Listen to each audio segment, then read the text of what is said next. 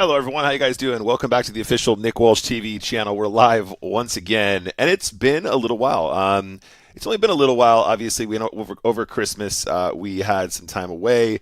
I have been back and streaming as per usual for the PokerStars channel. I also did a little bit of time for the Hippodrome as well, but we have yet to do a Nick Walsh TV stream, which is why we're here today. We want to get things started for 2026, get some hours on the clock. Reconnect with you guys, have a conversation. Let's have a little chat about last year. Let's have a little chat about the Spin and Go challenge that we did last year. Let's have a little chat about what we want to do this year in 2026. Let's talk about our aspirations for this year. So, how do we know where we're going if we don't know where we've been, chat? Good question. Thank you for asking. Last year, guys, was a busy one. There was a lot of action. There was a lot of live stuff going on. There was a lot of online stuff going on. Obviously, my work with PokerStars on their channel is what took up most of my time last year, which of course is all part of my job, so that's cool. However, we did get a chance to kind of go a little bit more into the Nick Walsh TV channel and create more content for here. I guess one of the things that I found was, and this has kind of always been the case, and I guess I've always kind of known this as well, not focusing on one thing on social media is so hard, right? Like, my Instagram is a giant mishmash of like live poker stuff, commentary, interviews, marketing material and stuff like that. And then I've done a couple fun projects, like I did Higher or Lower for $50, which I want to try and continue this year as well, which was just kind of a fun sideline, not even poker related. And then highlights, and then, like fun clips from the actual stream itself where I'm playing cards. And it's just difficult in this day and age, right? People have very short attention spans, myself included. Thank you very much, Tom. 11 months, buddy. I appreciate you. Myself included, I definitely fall into this category. It can be very difficult for people to go, I don't really get what you do, because you don't just do one thing. And the same goes for Twitch, right?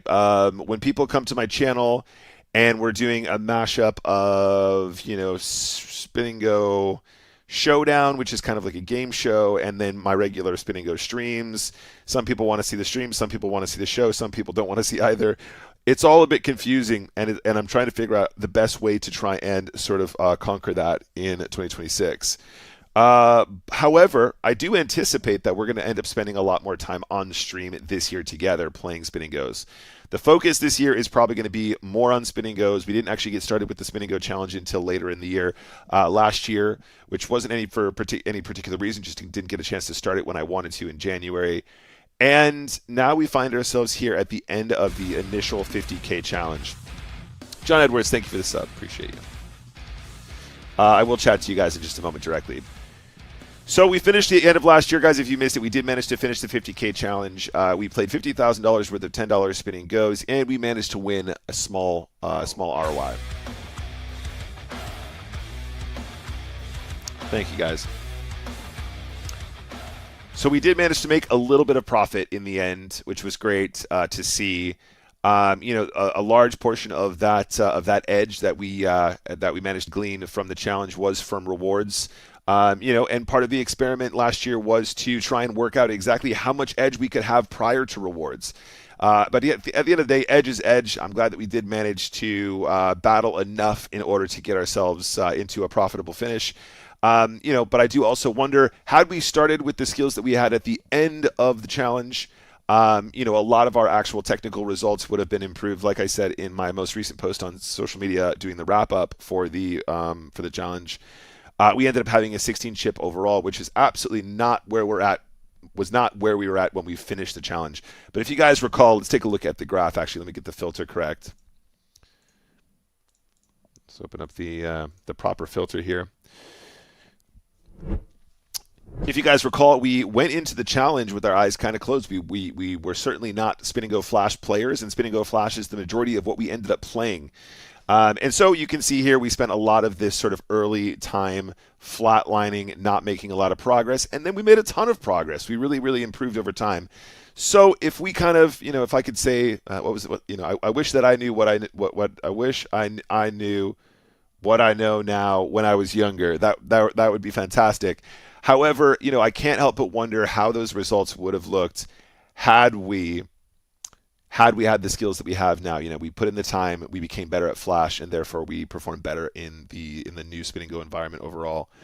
If at the end of the day, rewards are going to play a larger part in Spin and Goes, then obviously getting larger rewards is something that we need to aspire to. How do we go about doing that? We either play more volume or we play higher stakes, or we do a combination of both.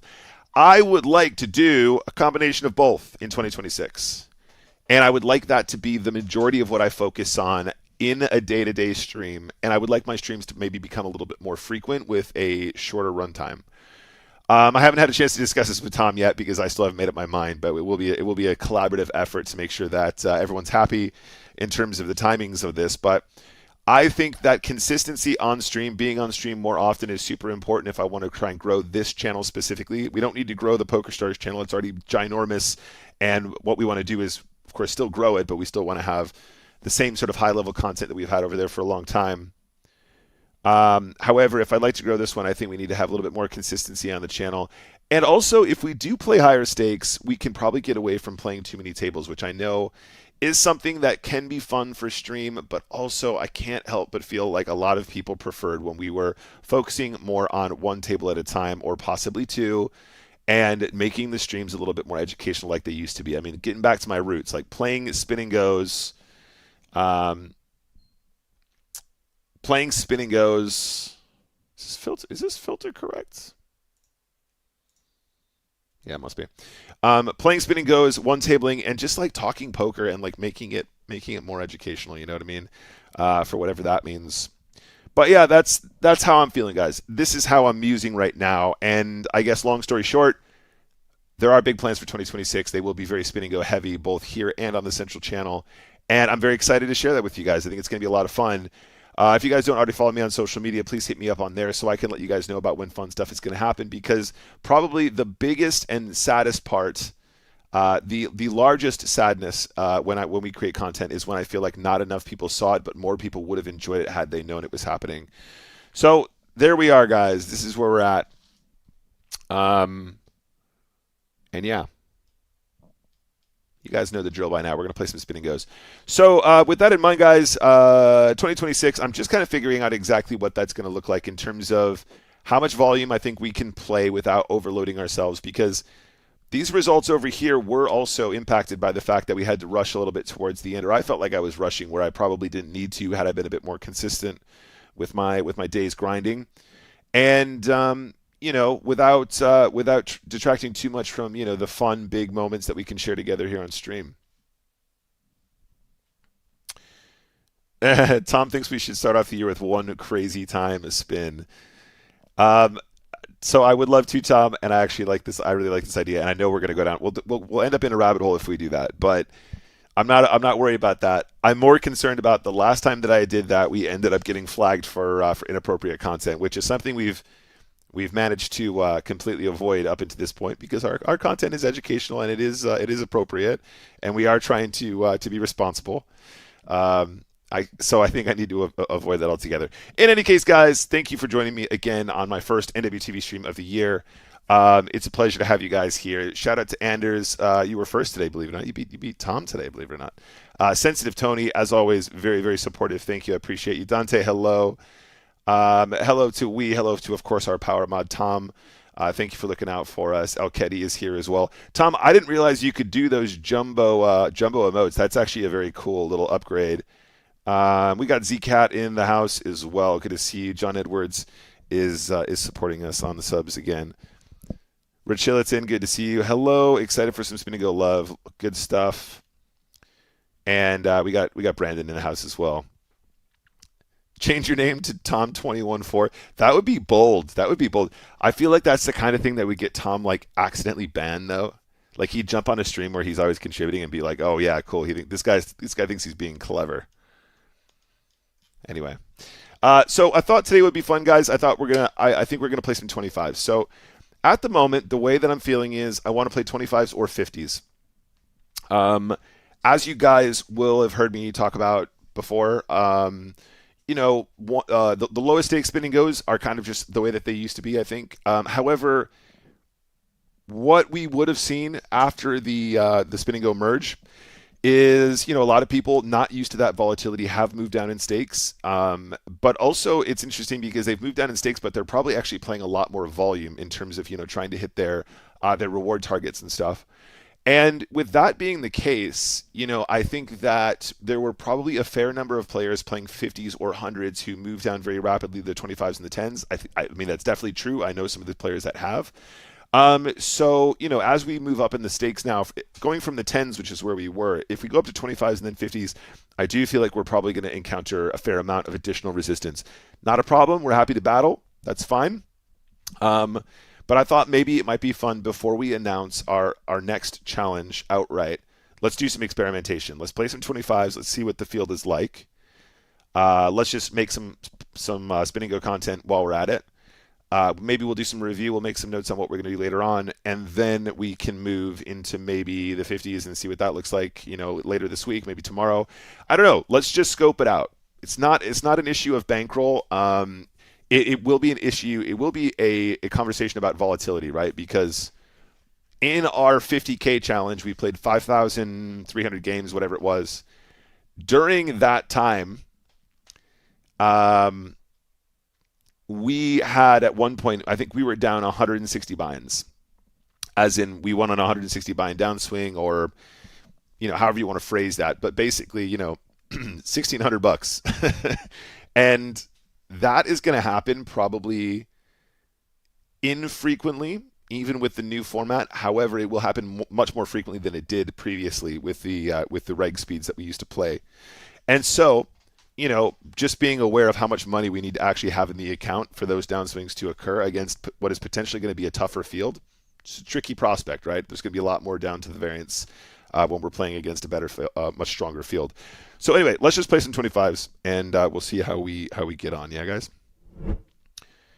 It feels good to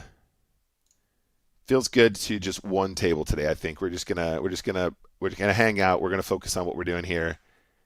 We're going to try and have fun with it. One sec, I got to stretch this table. I hate when that happens.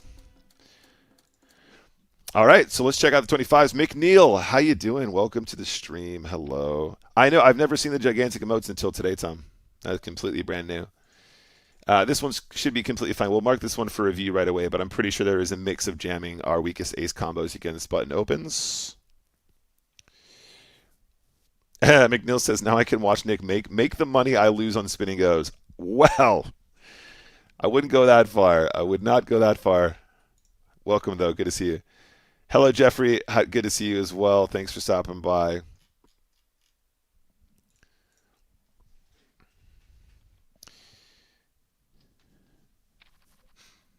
Ace 5 spades. Reg v reg. Yeah, COH is a really good reg.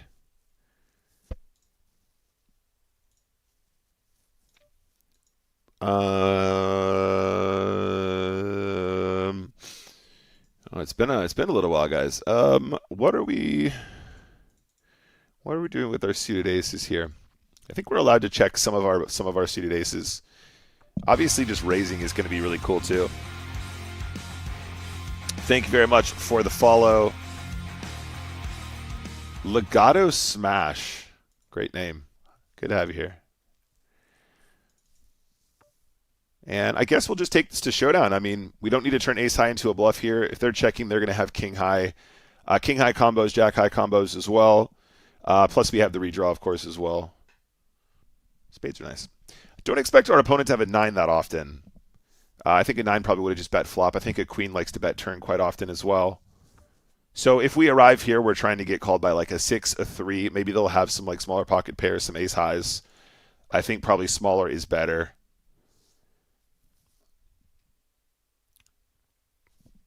Money Less in Brazil says, what's the new format? Sorry, just peeked in. So basically, Spinning Goes, if you recall, we had Spinning Go Flash, which was like the much faster version of Spinning Goes, and then Reg Speed Spinning Goes, which is like the original. PokerStars merged the two player pools to try and sort of stimulate the liquidity, to try and combine the two pools so that the games would run more efficiently. And what that means is that the 2x and the 3x multipliers, in fact, 2x, 3x, 4x multipliers are faster than they were previously.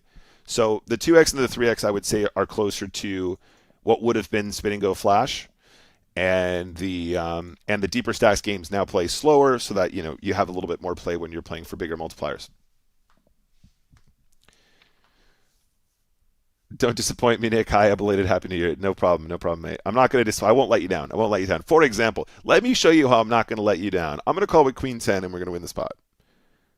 Will this decide how good 2026 is? Maybe. Maybe. I don't want to put too much pressure on it. I don't want to put too much pressure on it, guys. I don't want to put too much pressure on the game. But there's a chance that that was the omen that we required. Maybe we do go big in 2026. Anyway, just to give you guys an idea of what I'm talking about, because I know that all sounds a bit cryptic. I have a sneaking suspicion that the best way to do this was we did a challenge at the 10s. Now we should do a challenge at the 25s and so on and so forth, right? So in 2026, we'll play majority 25s. I have a feeling as though we might want to play, 6 figures worth of poker this year. We did $50K at the $10 stakes. That was 5,000 games, right? And again, that it always sounds a lot more inflated than it probably needs to. $50,000, $10 at a time sounds mental to some people, I think. However, probably it's not that mental when you think about how fast spinning goes are, right? And you think about how often we actually just sort of win the value of our chips back, right? How often the chips sort of churn, as it were. All right, chat. This is it. We're going to call. We're going to keep all the bluffs in. We're going to keep the 4-5s in, the 3-4s in. We're going to keep the 1 spades in. We've under-repped our hand by not betting with the spade draw on the flop. We're going to get the jack to value bet. We're going to get the 6 to value bet. Unless he flops 6 deuce, which is a boat. That's really unlucky for us. We're obviously never folding a flush there. Fairly unlucky. We're going to lose that pot regardless of how we play it anyway. It's kind of a cold deck. But the important thing was, chat, before we get bogged down in this first game, because that was obviously outside of our control, that those spots, the jack had to be shoved, the spades had to be called. Before we do anything else crazy, before we get too sad and all bummed out, let's not forget the most important pot of this game is right here. This was it. This was the 2026 decider right here. The Queen 10 suited actually winning with the best hand. This is the important pot. This one should be pretty straightforward, right? We're like jack deuce, you can shove for like 5 bigs profitably. We're at like 3. I think we're never going to miss that one. I think we're probably too shallow to avoid the math behind that. I think the jack deuce just needs to go in. It's like not close either. It's like 1.5 big blinds or two big blinds or something like that. King of Poker, one of my all-time nemesis on the right here. One of my all-time nemeses. Very good player. I don't know if I know this player on the left. Don't think so. What's up, Matt? Good to see you. But yeah, basically, guys, like if 50K was our target at the 10s, again, I think that calling it the 50K challenge, I wanted people to recognize like how much we were going to play, and I thought that sounded very grand. But then it made it sound like we were trying to play to win $50,000 playing 10s, which, of course, is not impossible. But when you think about the ROIs involved, that's a lot of volume or one very lucky spin and go. And I don't want to mislead people. So I need to come up with a new name for the next challenge that makes more sense. But I am talking about like, hundreds of thousands of dollars. You know what I mean? Where are we at right now? 10 deuce is still going to be a limp here. Yeah, I was an unlucky one with the 6 deuce. It's okay though. So like, if we played 50K before, I'm thinking about possibly playing something in the region of $200,000 plus this year. King of Poker leading this is an interesting one. I don't know how often people actually lead this as a bluff. This strikes me as an under-bluffed turn lead. Could be wrong. All right. We've managed to hit a queen. Our opponent will represent this board very aggressively, right? He's going to fire on ace, king, queen 100%. He'll probably barrel quite a few turns as well. Let's see how he fares on the turn.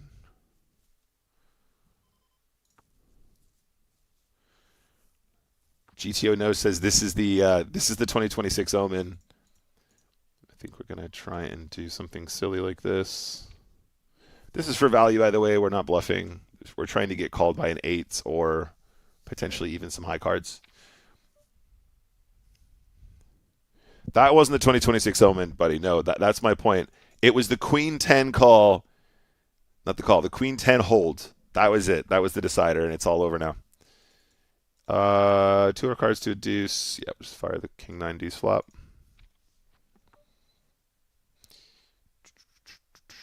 According to the homemade solver, I like that. We pick up equity on the turn. I'd be surprised if we're not supposed to go again here. Unblocking hearts is also useful. Let's just fire 3 on the turn, see what we want to do on the river. Feels good. Yeah, that previous game was fine for us anyway. We won plenty of EV. The 6 deuce cold deck is gonna look stupid on the graph, but that's outside of our control. Let's take jack trade to a flop.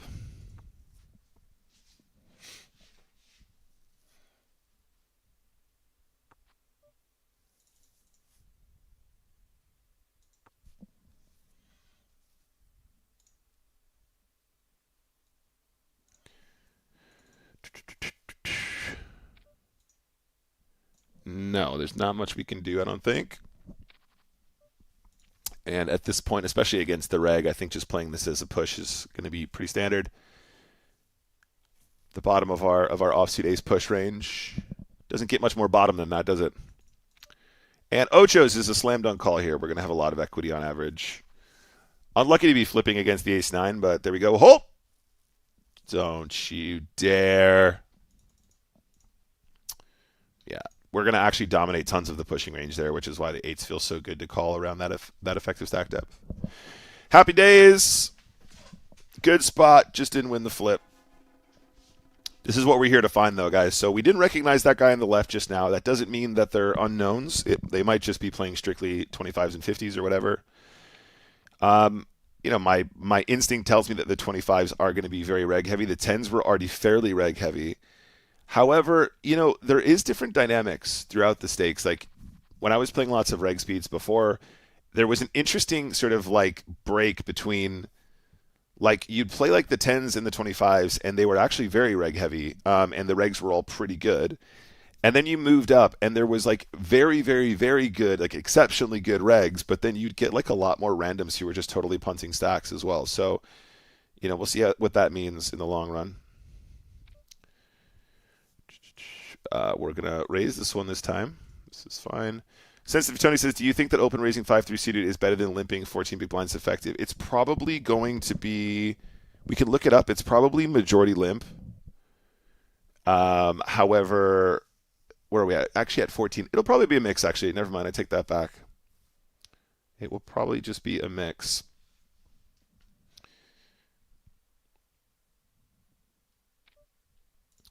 Being check raised on this board is kind of gross, and I think probably we are getting bluffed here a fair amount, but we don't exactly have showdown. Don't really exactly have equity either, so I think we're just going to get out of the way. And with the queen jack here as well, this is probably still a little bit too loosey-goosey to call. Don't think we beat enough of the pushing range. We will have equity, but I think it's still too loosey. Oh, I meant to mark that hand as well, didn't I? Let's start getting in good habits from the start of the year, guys. Hands. We want to mark down.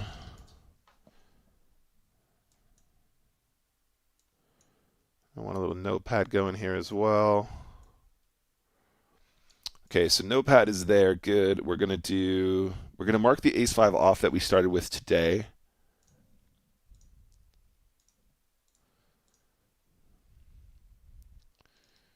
Which started with ace-5 3-bet jam.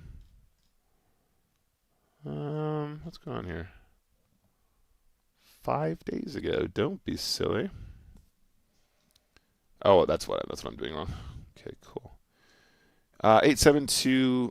It's not going to work there. Where's my ace-5 hand? I think this was me 3-bet jamming. Here it is. Yeah, cool. Jack 10's got to go. Mark hand and 10-8 suited. I'm going to mark as well for review because I think we do check the 10 high version of that spade draw.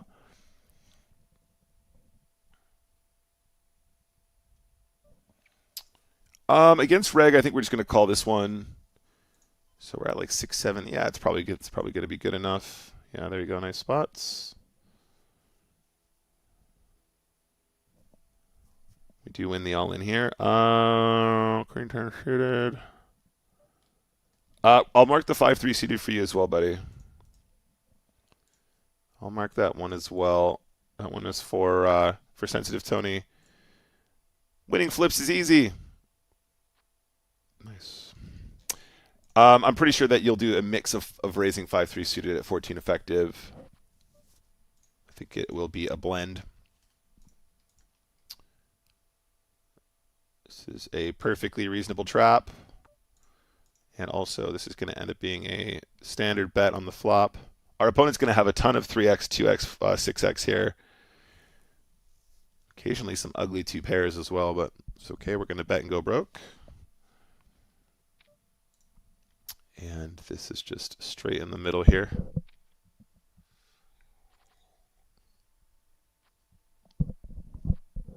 Hey, Ed K, congratulations. How much did you get for second? I bet that was probably pretty good, right? It's a lot of buy-ins. I'm not even sure what the lead was. Oh, it must have been for the spin-off leaderboard. The spin-off promotion is really good for Edge, by the way. Like you get a lot of rewards from that. There was one. I think I got $125 at one point for Maybe it wasn't that. That sounds like a gold chest actually. There's a chance that there's a chance I got something like $120 from that during the last challenge that we completed in 2025.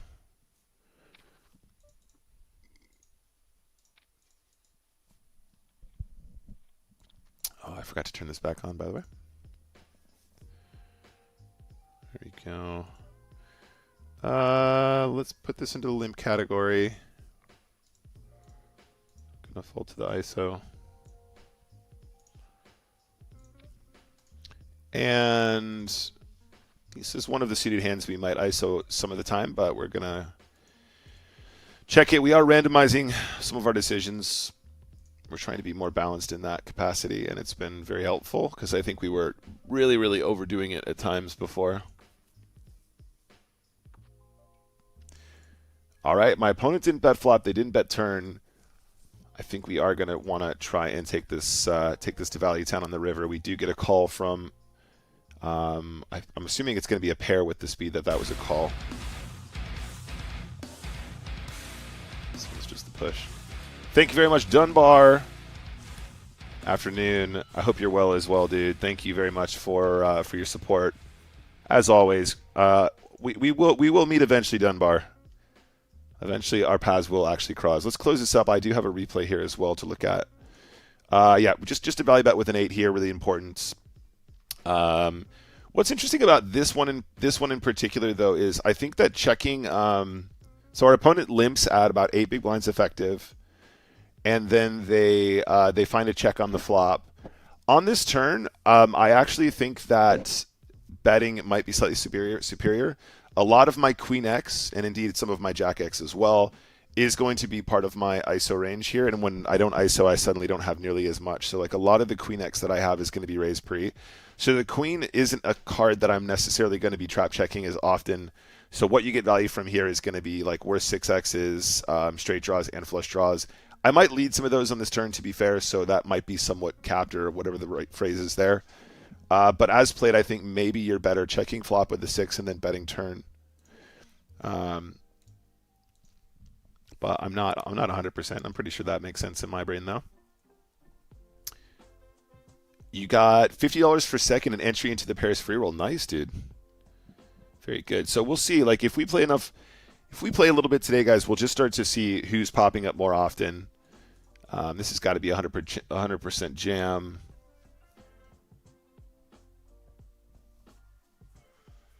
You are breaking for the session, so 10 buy-ins helps a lot. It does, yeah. I mean, if you can break even and then get some rewards, obviously that's going to be pretty juicy most of the time.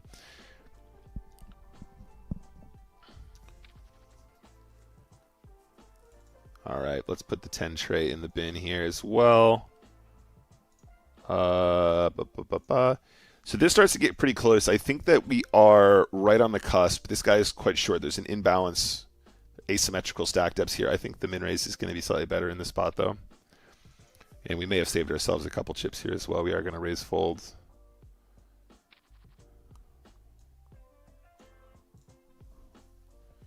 And we shan't be folding deuces. We want folds here. Or flips, that's fine too.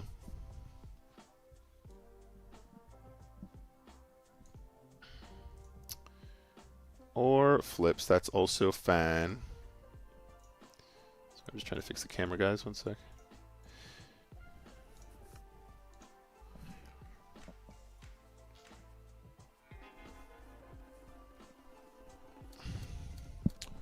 All right, so there you go. That's one of the upsides. This is one of the upsides. If we were to play 25s in the next challenge, we will be playing for, I think in today's day and age, the average punter on Instagram, flipping through reels, they're not going to blink for $20 as often, right? $100, suddenly, we're going to have a fair number of fun $100 spin and go clips that we want to share, right? Every once in a while. Oh, we're getting 3-bet not all in. We shan't be folding. I get the impression this player on the left is somebody that we will encounter a lot moving forward, but we're not folding nines. Thank you very much for the new follow as well. There's Jay Schwartz. What's up, dude? And yeah, we're running into aces here. It's too bad about that. Eights club. Nice answer. So against somebody that is 3-betting a reasonable size, I think 5s technically is GTO at that stack depth.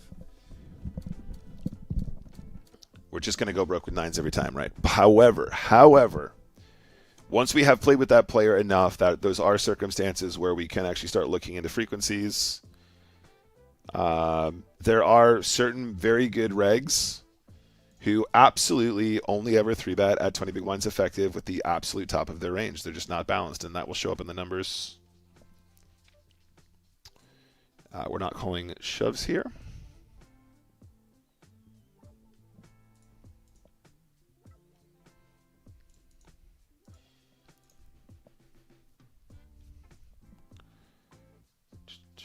Oh, speaking of which, I actually pulled up. Oh no. Oh, cool. Yeah, thanks, Tom. I've got the YouTube chat up as well, but it was hidden. It was I presume we didn't miss anything. Okay, we'll take this one to a flop. Jack of Hearts in hand is kind of cool. Not folding flop, of course.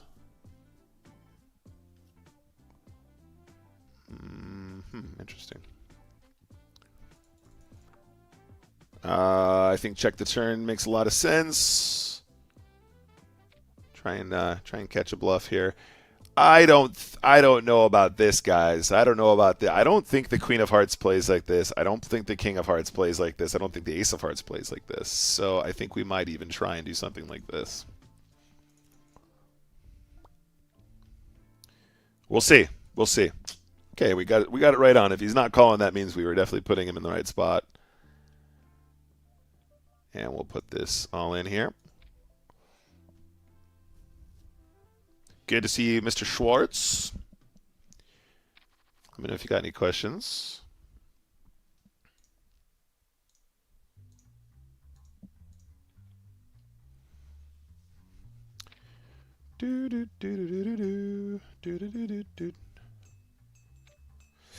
Bidari says, is there enough 3-bet in spins for it to be something else, or is it always kings and aces? So technically, yes. However, like I was saying, it depends on the reg. So if it's an unknown player, you can give them so much credit for having the super top of their range, right? Like the only issue is that if they're the kind of player that really overvalues, I say overvalues, if they're the kind of player that really overvalues a hand like Ace-Jack or Ace-Jack suited, if they start 3-betting you with those combinations, they're doing it with what they perceive to be value, but you still have enough equity to be putting the chips in, right? You're still going to get called by hands that we should not be folding to, right? So our opponents should have Ace-King. They should have Ace-Queen. They should probably have maybe even Ace-Jack suited some of the time.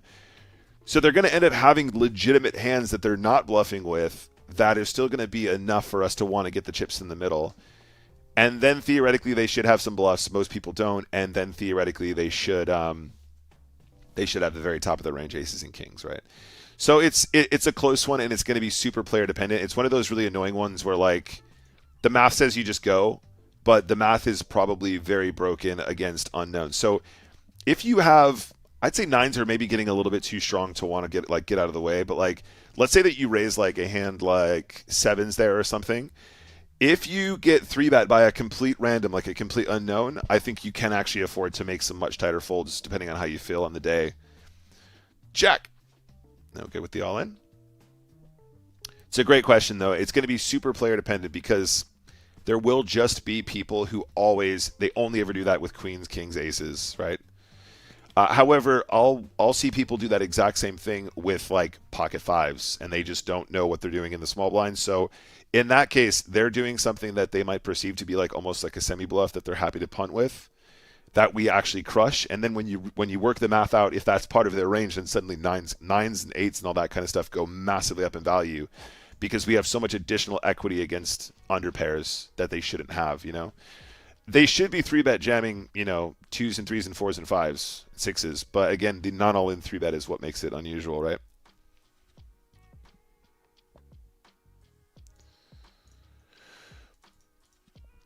We're going to have to call any 2 cards here, guys. We're under 2.6 big blinds effective, therefore we call any 2. It's not to do with hand strength, it's just to do with equity and pot odds. Getting rewarded, of course.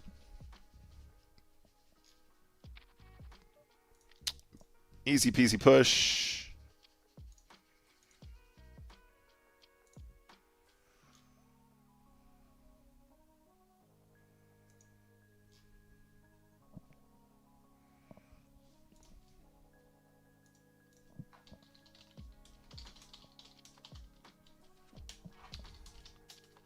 I forgot to do a post on Discord, guys. I'm so out of practice here.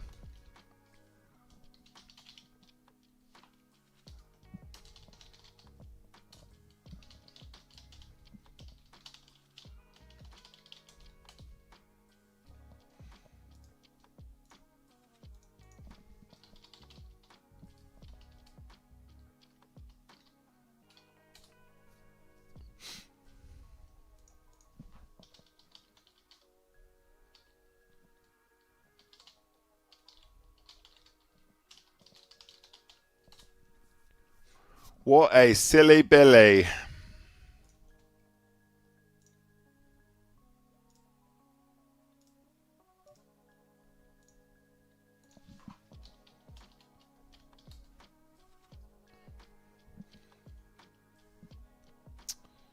All right, next game, and I forgot to. Oh man, I was legit like fully prepared for today as well, guys. I didn't have anything else going on this morning, and I was like actually on the ball. And I totally forgot to do loads of stuff.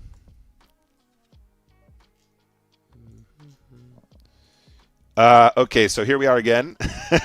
We're not folding 10s. We're going to follow the rules here, but again, this could even just be a misclick this time, though, right? Let's see. The slow roll call with aces is wonderful here. Oh, okay. And then every once in a while, they hand over like 10% of their stack and then fold, right? So, all right, in this case, it was more. Sorry, I was thinking of the 1.5x raise. In the case, a third of their stack. Not quite, but you know what I mean. Right, so let's go to let's go to profile.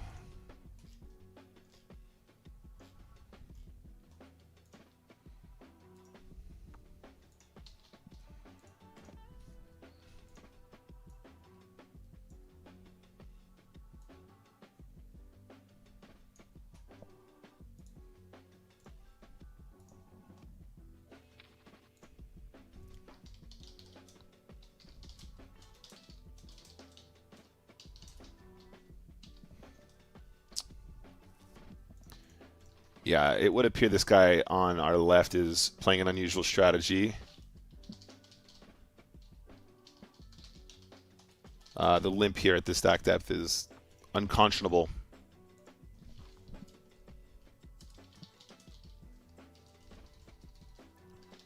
Man, you think I'm a complete novice here? I'm meant to be a professional streamer. This is a great one to shove because he's going to have a bunch of stuff to call with. He might even call for the chop once in a while.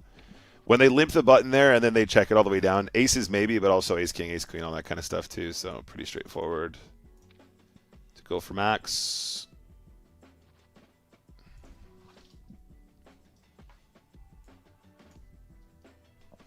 Ah shit! Have I done that thing? Did I put PokerStars again? I'm such an idiot. Why do I do this to myself? This is what happens. This is what happens, guys, when you. This is what happens when you stream too much.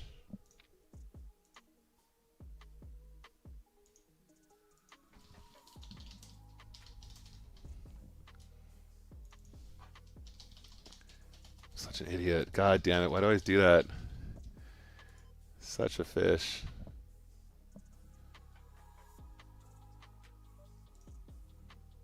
It didn't even tag stars. Oh, it's all bad. It's all bad.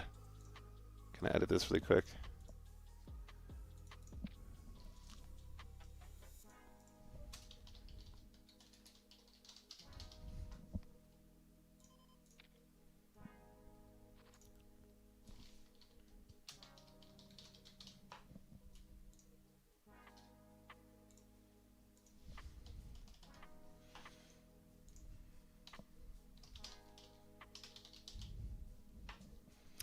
Cool.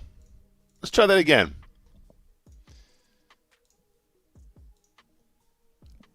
All right. I managed to do Twitter. Now you guys have my full attention. Why am I such a dumbass?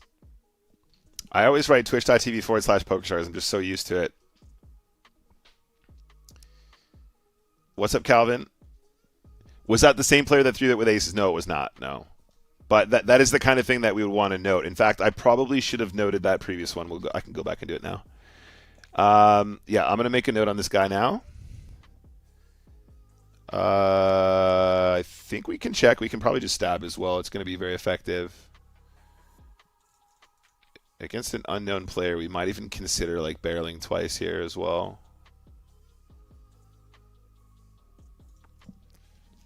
Sometimes I don't know if that's the best turn for it, to be honest. So we have tens. That's not the one. We had tens a lot in that last game. That was cool. That was the very first hand of the game, wasn't it? There we go.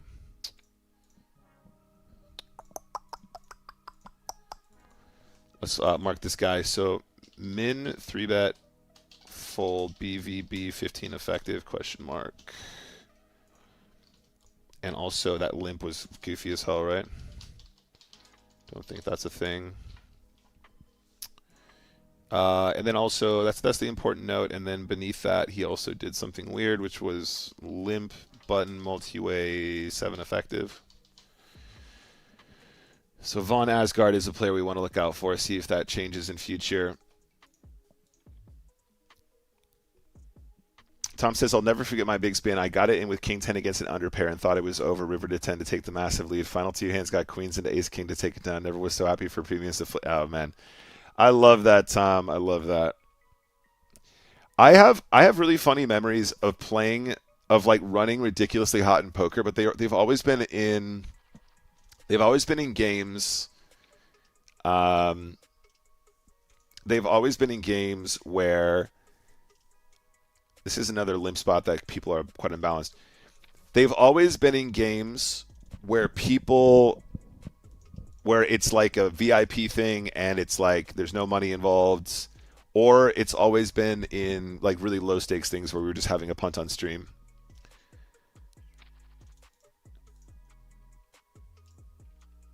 But like, I'm not saying that as a complaint. I mean that as like really, really funny, like, oh my God, sun run. Actually, do you know what? You know, it was a really good one. I went on a 6 sun run when we were in London, and we did a ambassador meetup game at the Hippodrome, and that was for money. That was actually that was a pretty good game. Now, if this guy is going to flat here, I wouldn't be surprised if King 6 outperforms the calling range here in the small blind. So if this ends up being a trap, we'll make a note, but I'm pretty sure I'm shoving with the best hand here quite often. So there's a lot of additional dead money in this pot, right? When I make that shove there and they fold, there's an additional 1 big blind that we don't have to battle a player for. So it is going to be like significant. And we do actually win a side pot here too, which is another thing. So again, Psycho Pierce here, I just wonder a little bit, like I think very well-studied players don't fall in that trap, because if they do limp, I think their hand becomes very face-up. Some players might have traps, which would actually be quite fancy. So that's another thing to consider, but let's see how we do in the heads up now. It is just the 2x multiplier, so it's going to be quite fast. No, can't call that one. Queen 4 has got to be a push here. This is actually a push for a considerable number of big blinds, technically. Queen is good. Queen is good. How many queens do you want?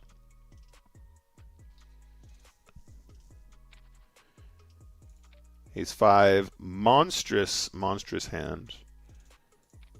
Heads up. I do just immediately have the feeling that this player is going to probably limp fold quite often. This is a push. Jack 8 we can push for less than 7 big blinds. However, against this player, I'm going to try and lean into this sort of more passive nature that we think we've seen and see if we can win a couple more technical chips. And we might end up regretting that, but we'll see. King 4, I think we just got to put in the shove now. Yeah, Queen 9 of spades is the correct call, of course. 1.25 big blinds effective. What could go wrong? What could possibly go wrong here, guys?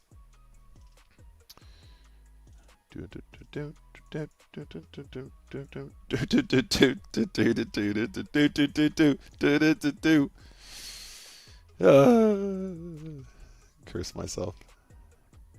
I curse myself. I cursed myself. All right, 50 bucks. Let's go. Yeah, I mean, the other thing I want to try and do this year, guys, alongside the challenge is just have way more frequent updates, way more frequent clips on socials. I would like to basically post at least one fun clip from stream every day of the week. Ideally, you know, much closer to the actual time that it was played.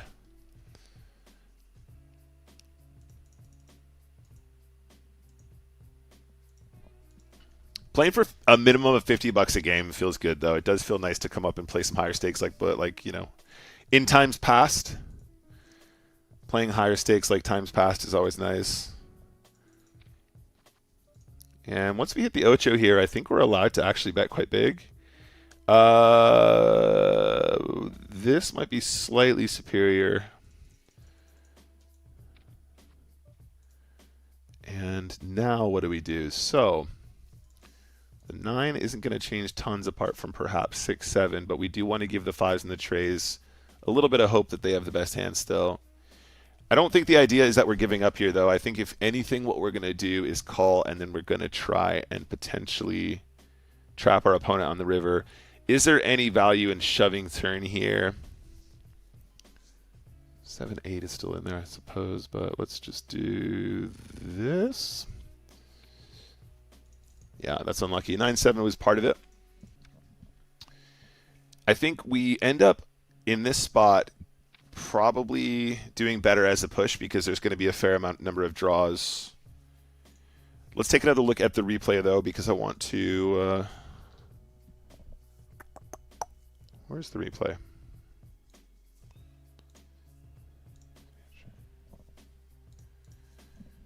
We've done well to get a little bit more value on that flop anyway, so that was cool. Then once we get to the turn, it's a bit of a question mark. Let's open up the hand again. Let's have a think about it while we're here. This is the benefit of the one tabling again, if this is what we want to do in the future. So 6, 7 gets there. Yes, that's going to be something like that. Okay, do they really have that many draws? I guess probably not, actually. So 4, 6 suited, maybe. They might have some weaker ace combos that have like the ace deuce wheel draw and similar. I don't know if they necessarily want to turn their hand into a bluff on the turn as often. So if we are shoving, really what we're trying to do is we're trying to get called by a 5 or a tray. We might be trying to get called by a 5 or a tray with hearts. Our opponents can still have like Jack 10 and like Queen Jack where they pick up, like they still have like not enough showdown or not what they perceive to be not enough showdown, and then, you know, having a considerable draw on the turn. So when you think about how wide people float on these boards when they comes 8-5 tray, we probably end up doing quite well with a shove here, because there are hands that benefit from our hand benefits from protection, basically, once our opponent has exposed a lot of dead money. I'm going to mark this for review. There's a good chance that maybe the sizings won't quite match, but let's put this in our bank as well, and we'll have a look at this when we do our review later today.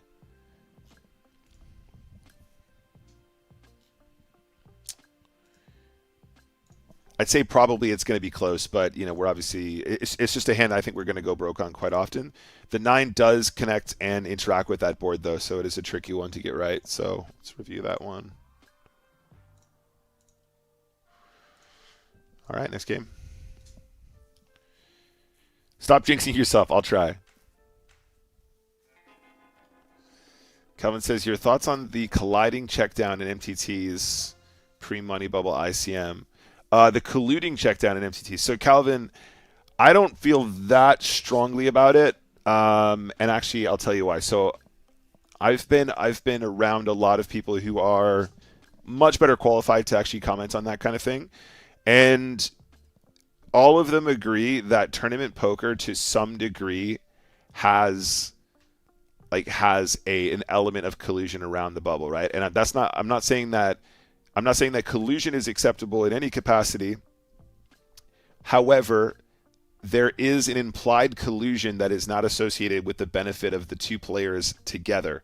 So if me and you check down in a situation where we might play more aggressively against each other normally, that is a form of soft play, but it's not soft play to the benefit of both players, except in their own capacity. So I'm checking down because I don't want to bust because we might be about to bust this guy and that benefits me. And you are doing exactly the same thing. I think under those circumstances, we start getting into the territory of, well, what you're doing is you're playing because you want to win. But you're doing it for your own purposes, right? I think collusion in the strictest sense is more to do with multiple people playing together for their mutual benefit.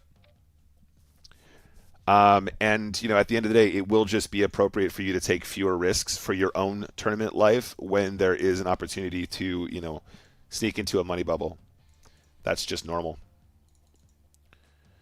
Calvin says, I get tons of hate value betting into all-ins at low-stakes tournaments. Yeah, well, that's fine. There are circumstances where you should absolutely be going for more value in those spots as well. So on the flip side of that, right, in agreement with what I just said, if you are in a situation where if you're in a situation where you are value betting and it's appropriate to do so because it benefits you, but it doesn't benefit the other guy, that is literally why I think it's a different form of collusion. Because, as in, like, it's an acceptable form of collusion. Because if the circumstances are such that you benefit from betting and you're not doing it in that situation to the benefit of the other player because you've just agreed that you're just gonna check it down, that's where it starts to get really murky, because then what you're doing it is to the mutual benefit of both players, but you're not playing your stack to the best of your personal ability, and you're not doing what is going to be best for your tournament life. You're doing something that would be better for somebody else's tournament life, if that makes sense. Like if you get to a stage where you have a medium strength hand, but it's the best hand in a multi-way pot where we're going to eliminate a player, you should still be betting it, right? If you think that's the right thing to do, then that's exactly a spot where you should be taking those opportunities. All right, so no good in that last game. Really nothing happened, though. We just got really short really quick. This guy's limping buttons. Okay, this is cool. So far, I don't hate what I'm seeing. Like, I feel like I've encountered a fair number of complete unknowns, but again, that could just be because we haven't played 25s. We didn't play 25s last year. I'm going to start bluffing here now, guys, I think. Yes, I am. I'm going to start bluffing. And once we hit the queen, I'm just going to value bet, I think. Actually, it might be better for us to check this turn and catch a bluff, because they're going to have quite a few missed diamond draws, I think. Check, check. And we end up with an opponent who has 6-7. Okay, interesting. We're going to note that the player limps 6-7 of clubs here. We don't know if this player has a limping strategy in place that's actually effective, but for the most part, people limping are not. Don't have anything that clever going on. What's interesting about 6-7 suited is this actually might be an example of a player who has a proper strategy built, because 6-7 of clubs is not completely unreasonable to limp. Technically, GTO will probably want to raise it.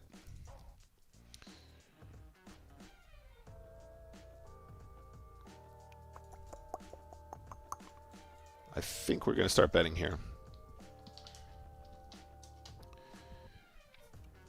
Okay, we're getting check raised. That is unusual. Nice hand. I'm glad that he did that for me, because I was about to really blast off under certain circumstances. What's up, Zep, in the chat? Good to see you, mates. Unknown player here. Let's start with a limp. And then let's have a stab at ace-jack 8.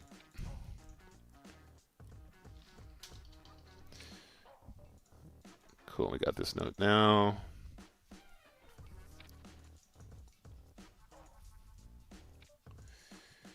$3x steal. Yeah, this is a call. We're going to call with the majority of our suited hands in this situation. And they have check raised before. I don't think this is the kind of spot where we're going to stab anyway. It's very different. Got to fold the turn.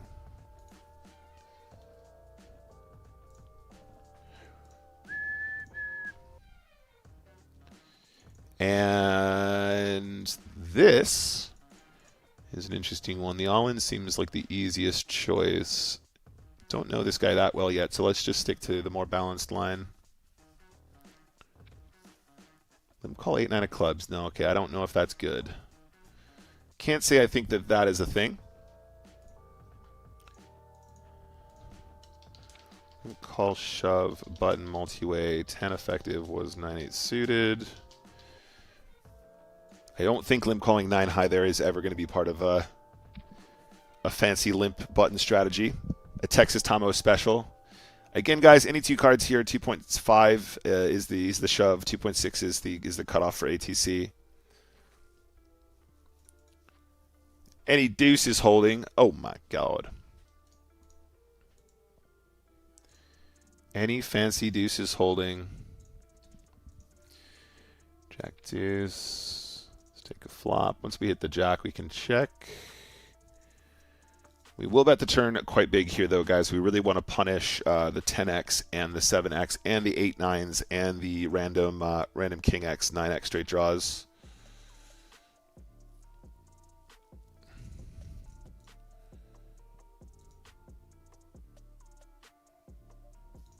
Definitely a call. Running into the top of the range, annoying, but there we are. Got a call here for sure. If we're folding ace-4 at like 6, we're being way too tight. We are so far within our threshold. So call profitably.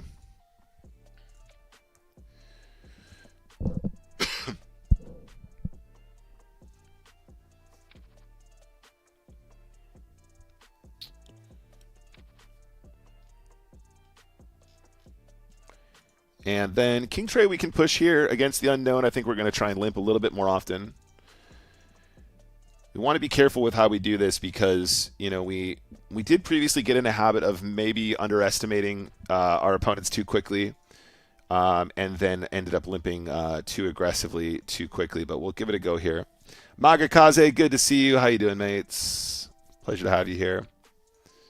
Oh, getting limp jammed on here sucks. Check jamming, excuse me. Okay, let's put this one into a ISO. And then we'll start with a very small bet here. Should put us in range of shoving turn as well if we want to. Don't know if this is the turn that we want to shove.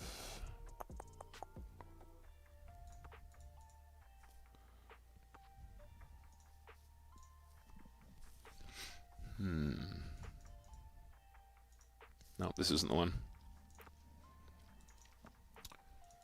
This is not the one. Don't know how often I expect him to have a tray there, but fair enough.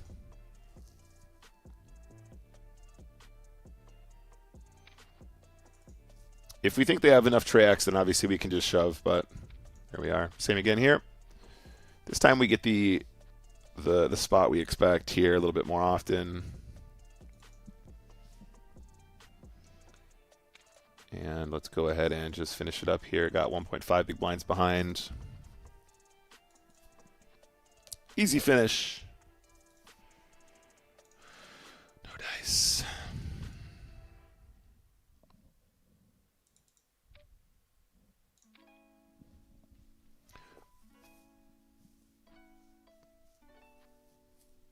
It's an unlucky time to be cold decked there by 2 pips. 4 big blinds we can fold now.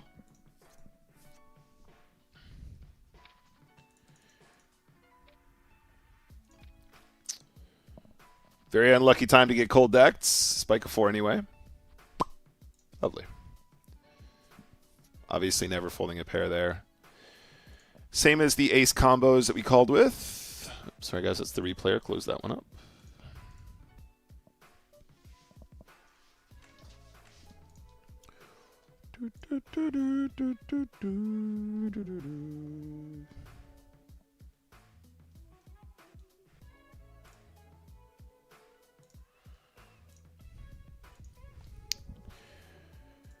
Oh, Queen Jack diamonds. It's not going to go, but I think that we probably could if we wanted to. Wouldn't be that crazy.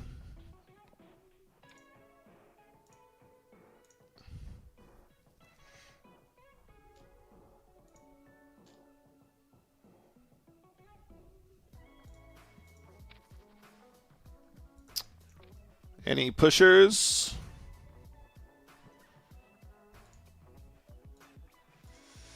Any pushers about? It's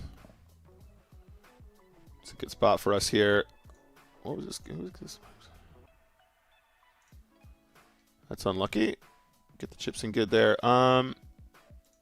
This one goes. Let's mark up the contract suited.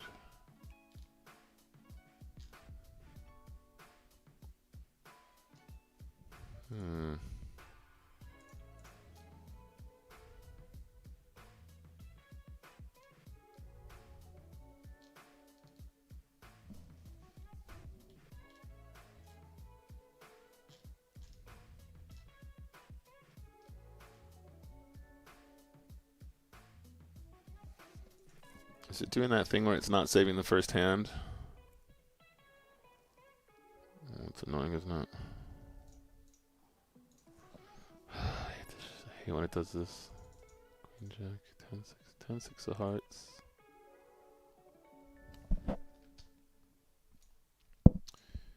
Then the Ace King, King 7. Oh, it's not even the same one. Yeah, this will just be a call. Live cards is good enough.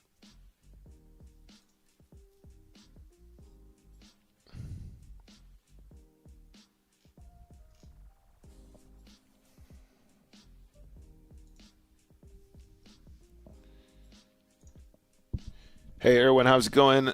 No, this is the very first session. It's not part of any particular challenge yet. We're working on that part. I actually don't know if we're supposed to do this. I think we're going to take it out. So, Erwin, we're just playing spins today. I want to check out the $25 stakes and make some decisions about what we want to do for the challenge.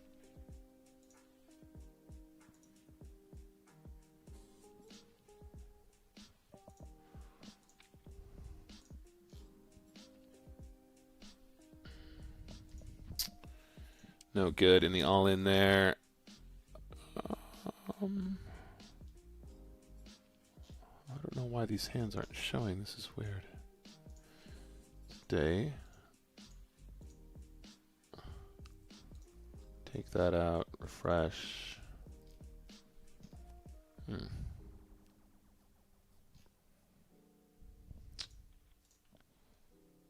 very, very strange. Let's just take out that completely then. 10-8 suited, Ace King, Queen 6.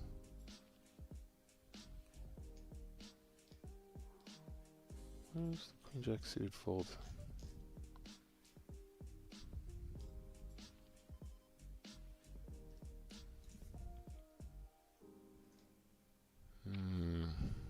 Anyway.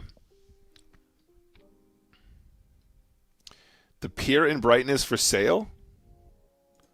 What?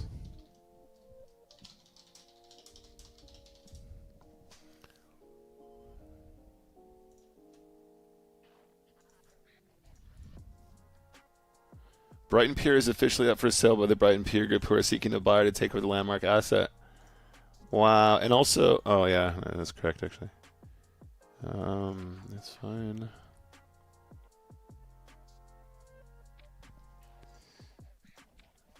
I'd say Ace King is usually not a fold.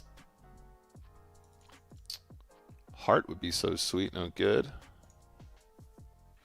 Poker Pier only, that would be fun. I wonder how much they want to sell it for. Where's the listing? Where's the listing?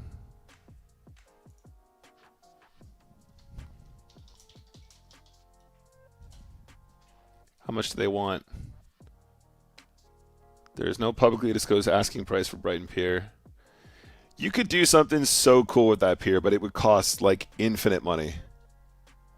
It would cost so much money. It would not be interesting for people. Where is it? Oh, sorry guys, we're still looking at the wrong one. There we go. Sorry, new game.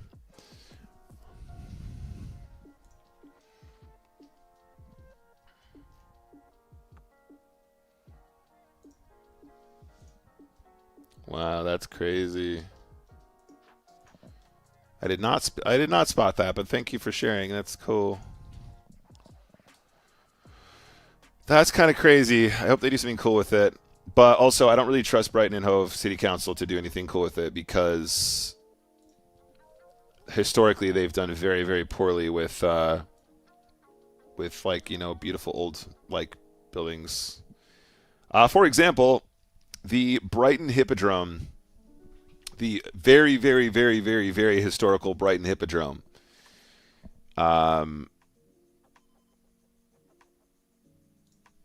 The very super historical Brighton Hippodrome is just basically left to rot.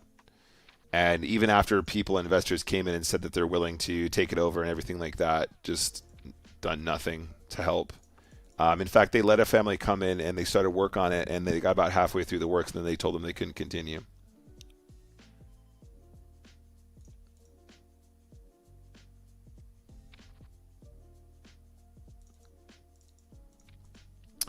Poker Kaiser says, challenge idea.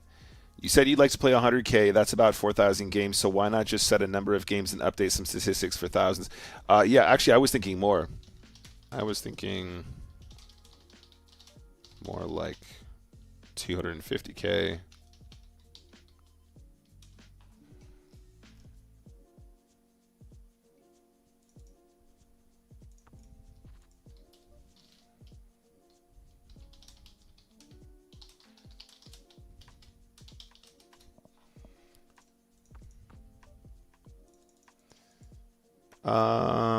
Should we start bluffing? Bottom of our range. With a club in our hand, sure. Gigi says I should hit the jackpot and put in a bid for the pier. I like this idea. I do like this idea. Calvin says, yes, stack sizes kind of dictate to an extent, but shoving tens from the big blind, having everyone covered in chips. You would have thought it was the end of the world from three players folding pre-ace hit the flop. They whine and complain. Oh, whatever. Tell them to get lost, dude. Tell them to get lost. Grumpy old poker players go straight to hell. Poker should be fun. Let people play their game. It's super, super, super duper lame when people complain about stuff like that. We're going to give this a little delayed bet here, I think. Yeah, actually. Let's peel and then we'll decide on the river.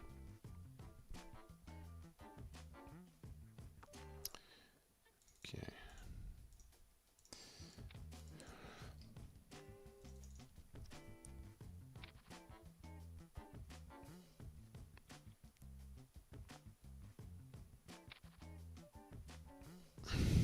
Trap the eights. What's up, Frankster? Good to see you, mate. Moo indeed. How are the cows? How are the cows? Good to see you, mates. Technically, we're probably going to want to call this some of the time against this guy. I think we're going to fold the Jack 7 of clubs. I don't think we encounter enough of what we want to see there to make that a profitable call. So we'll take the A6 instead. That's better. That's a better spot. All right, $50. Poker Kaiser, thank you for the suggestion. Yeah, I mean, look, that's the idea, right? So a lot of people are like, how close are you to hitting your 50K like profit? I'm like, buddy, we're playing for profit here. We're trying to make a profit, but we're not going to hit 50K, I'm afraid. Not in 5,000 games, at least. Not playing $10 spins over 5,000 games. That would be a big jackpot indeed. That technically is possible. Technically. But we're not going to rely on hitting ginormous multipliers. We're going to try and see if we can grind out the other version. Marco Chris. Winning flips is easy. Thought the club might have actually been clean for us. Didn't see the king of clubs. All right, next game.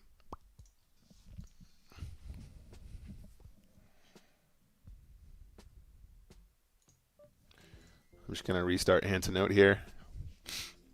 Do I know? I might know this player on the left. Mr. Wolves rings a bell as well.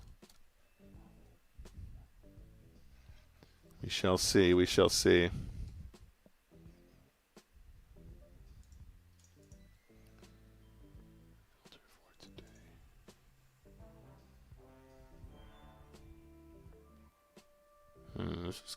Something's wrong here. It's not right.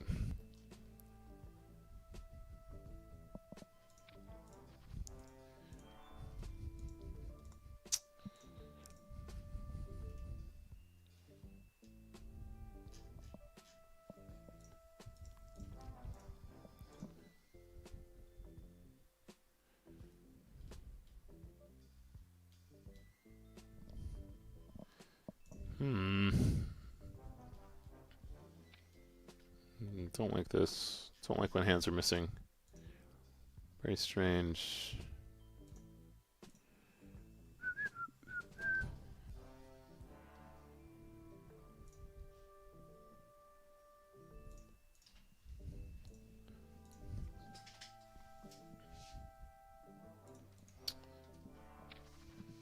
Just got back from the fields. Lovely. How are the cows?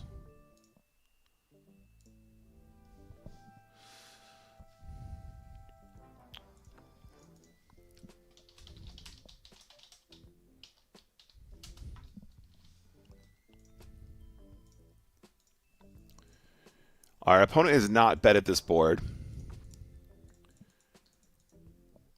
So we have concerns.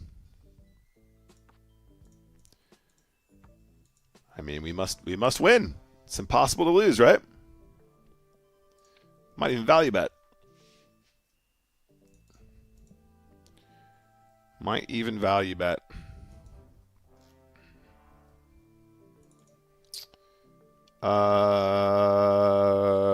Do we want to do this against the guy from Brazil? No, we don't. And we'll put that one in the bin as well.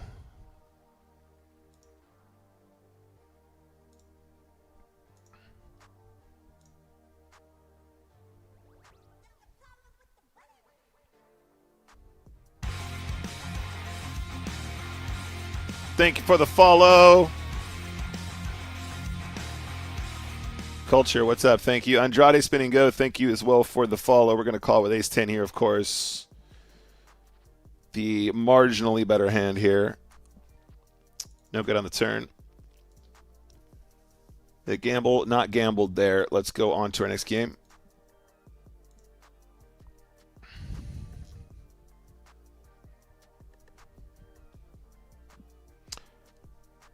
Okay. Okay. Little 10x multiplier. Sure. Why not? It's nice when the 10x is 250. It does feel nice that it's like it's like a quarter of $1,000. It's a quarter of $1,000. It's 1/4 of 1,000. You know that little kid that they interviewed who's like he said that he liked Komodo dragons. That's what I was channeling him just then. It's like 1,000. We're not folding. We're not check raising. So we're gonna call flop. We're gonna fold the turn. A quarter of 1,000.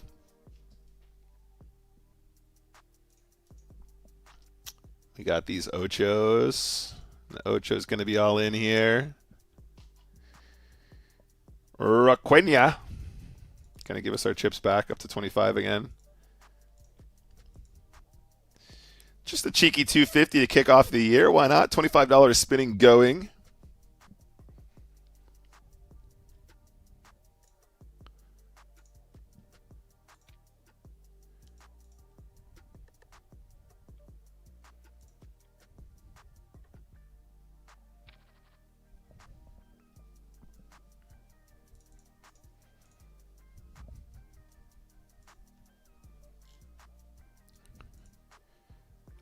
Let's sneak in the limp here.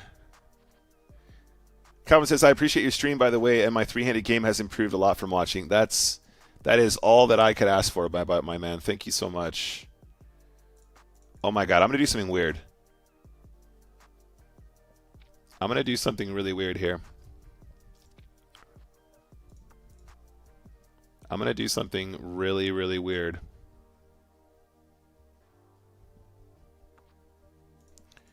I'm going to do something really, really weird.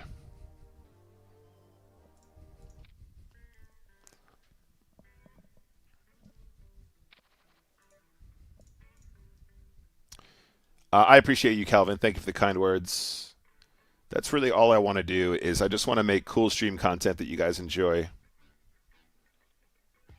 Are we getting a will this year? Tom, I actually meant to talk to you about that. I think there is a good chance we are getting a will this year.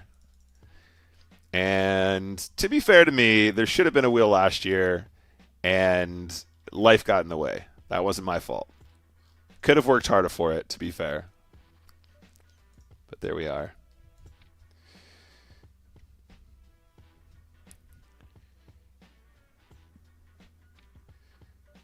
Oh, club on the turn. Now, I think that this guy, based on that previous exchange, I think the check actually wins us more chips here. It's very weird to make a club flush and slow down, but this guy has shown a propensity to barrel. If he doesn't bet the turn, though, he's going to have showdown more often, right? He's not bluffing. He's not semi-bluffing. So I think we want to go for like this. Yeah, that's right. Got a little value on the river. What is Requena's note? Just that he's a super reg. Now, King 10 of clubs, how do we play this hand? Technically, we are at 14 effective. Technically, that means we're going to play this as a push. We are. It's the in between 15, 14, and then all of a sudden, like a lot of those become pushes when there's asymmetrical stack depths. I'm almost positive. We can double check that one later on, guys. However, I do feel pretty confident that that is where the cutoff is, 14 to 15. When there's a slight discrepancy between the two. Let's mark that one for review. I'm pretty sure. It's going to be profitable no matter what, right? But Ace-8 is technically probably going to be a push here as well, but when Requena opens off of the stack depth, we want to be very careful in the 10x multi. There is some semblance of ICM, and also I'm a bit concerned that that's a very strong spot for this player. Komodo dragons eat people. Thank you.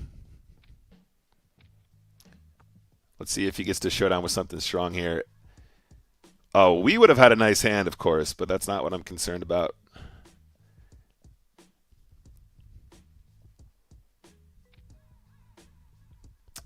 We don't get to see the showdown, but that turn shove is going to be strong, I think. This turn shove is going to be strong, I think. And in the multiplier here, though, this is a very different spot to the one we just played. Let's play this as the min. Let's start with the one big blind continue. A lot of good turns for us here.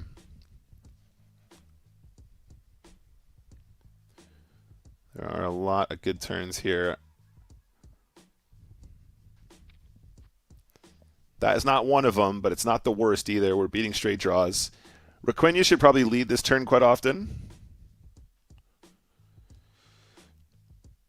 And this is problematic because, of course, we are just going to have the best hand here a ton. The big blind defend range will have all kinds of straight draws here. So we're not going to want to miss that.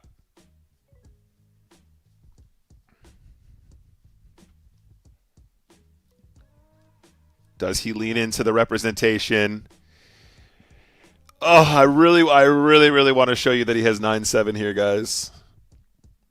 I really want to call, and I really want to show. I really want him to show 9-7 or 7-5.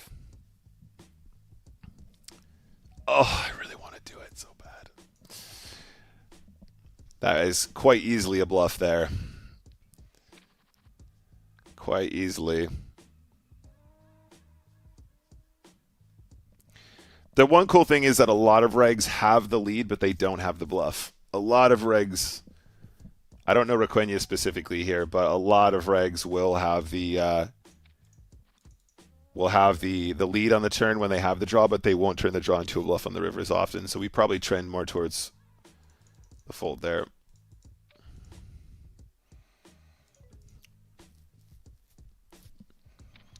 Okay, plenty of time.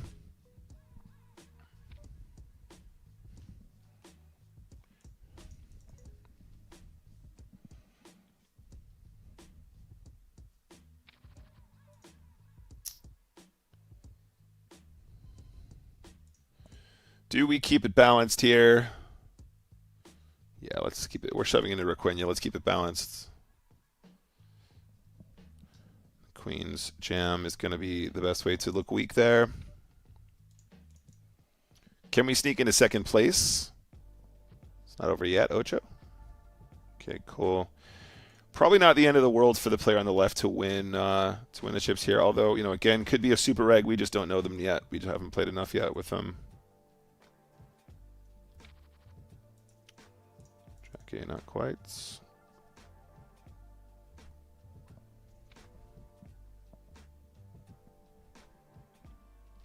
What's up, Mr. Swain?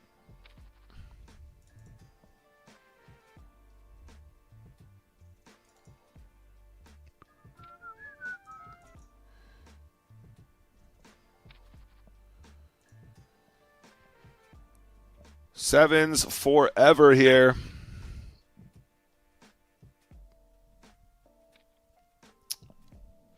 Okay. Very good, very good. The A6 call is, yeah, I mean, what are you going to do? What are you going to do? I think you got to call. Pretty standard call, I'd say, actually. Not really too many question marks there. Fair play to Havko.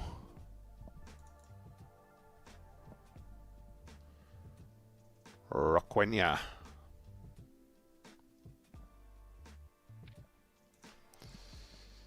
Yeah, we're not going to fold for the one blind, I'm afraid, buddy.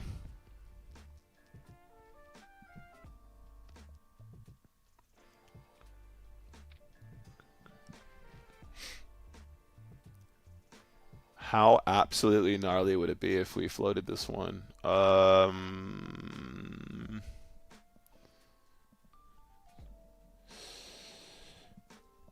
All right, we ran out of time. I was considering doing a complete dry float there, but we'll leave it. I guess that decided for me. And now I think we actually have to call, yeah. I don't think there's any way around this one. 9.9 into 2 players. Wish me luck. Here we go.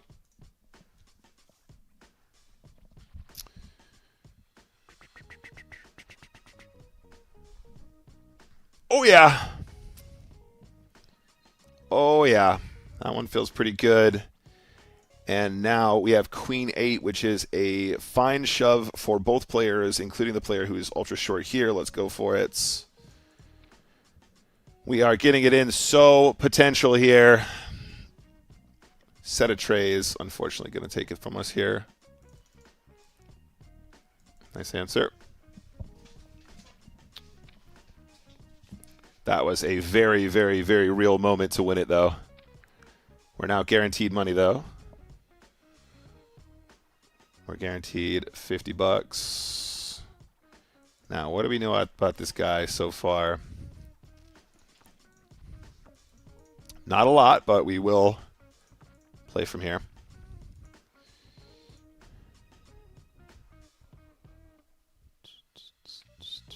Ooh, okay, that was a confident lead. We can just bet Jack 10-6. I think actually delayed when we have no equity is going to be slightly better, and it also balances up when we're going to check back our second, third pairs. We that pre-flop probably can just fold it as well, obviously, but we're trying to do something quite specific here.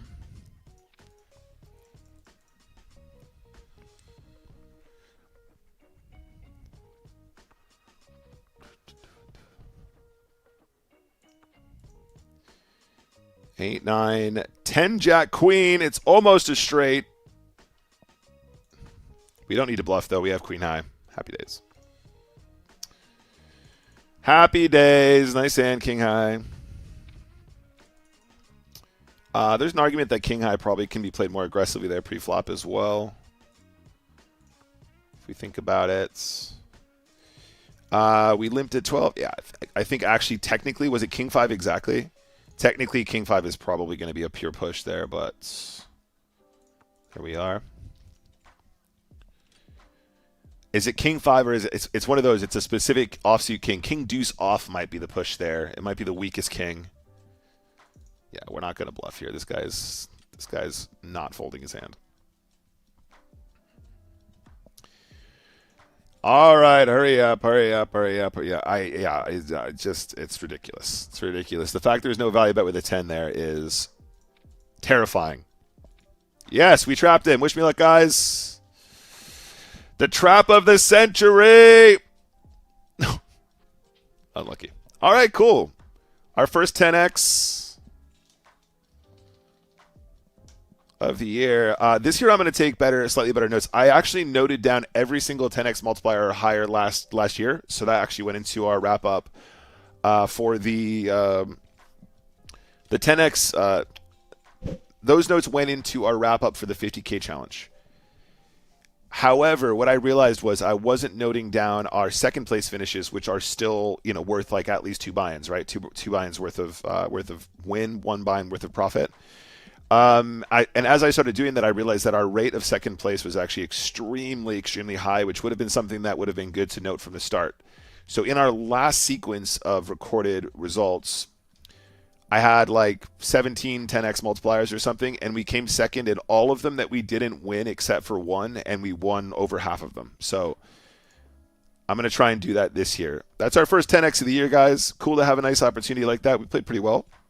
I think we played well. Those it just feels so good to play the 10x's because obviously we have all the chips, we have the time. It really feels like we have a lot of play, and unless something has changed, and I'm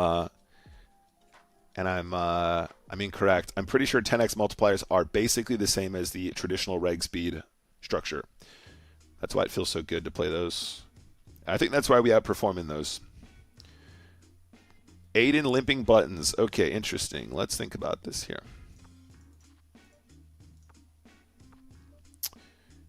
Go ahead, Aiden. You can bet at any time. Okay, so if he's snapping down, he's going to have king high or ace high here quite often. So we definitely want to have a bet here and try and get called by the ace high, king high combos. People hate folding on double paired boards. If he has ace high or king high, everyone owes me $50. King 4 of diamonds. King 4 of diamonds. Very reasonable.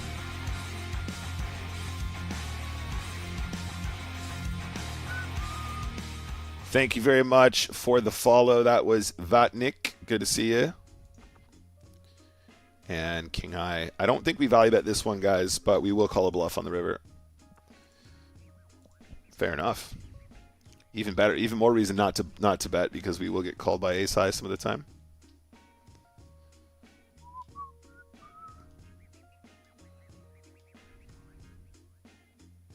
Just bet on Tom 214 to win the Royal Rumble this month. We can hope. What's up, Smeeble? Good to see you, dude. How was your New Year's? How was your how were your holidays? Give me all the goss, my guy.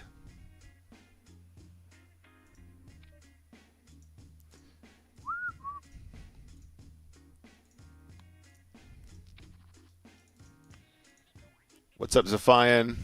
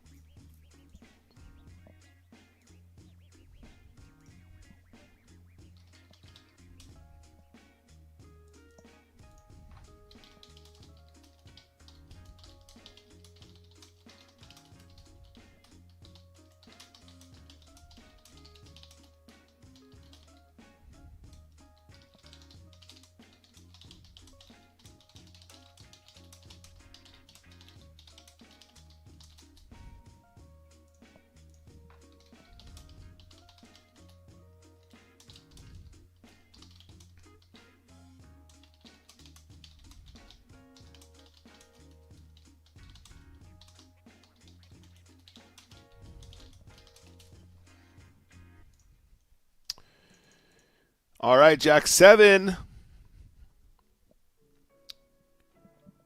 Can we take a flop here? Let's do it. We hit the 7.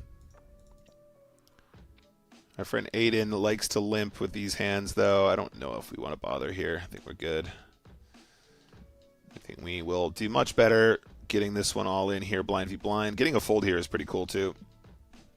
Wonderful. In the grand scheme of things, pretty cool. Requena is supposed to call here really wide. There's an extra 0.5 big blinds dead, so the value of the call here is pretty significant. Oh, straight flush draw. Where's the street flash for Requena?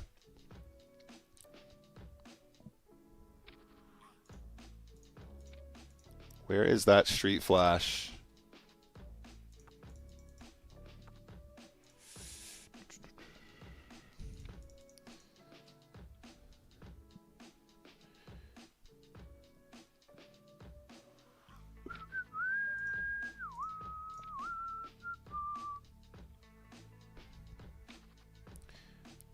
King 5 off can be a raise. It can. You're absolutely right.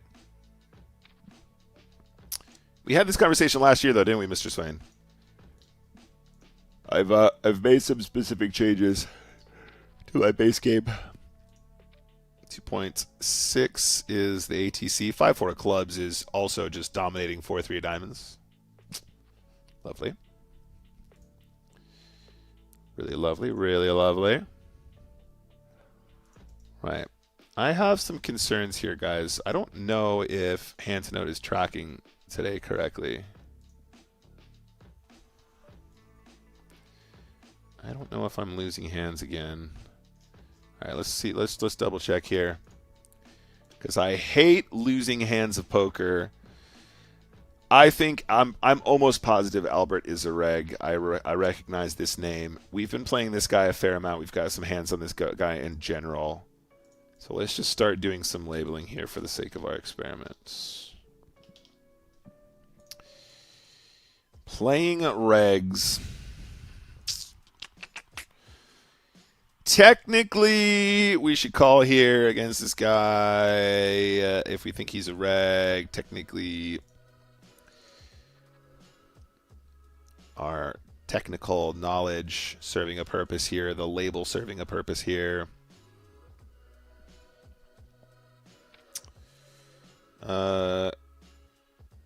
And Albert.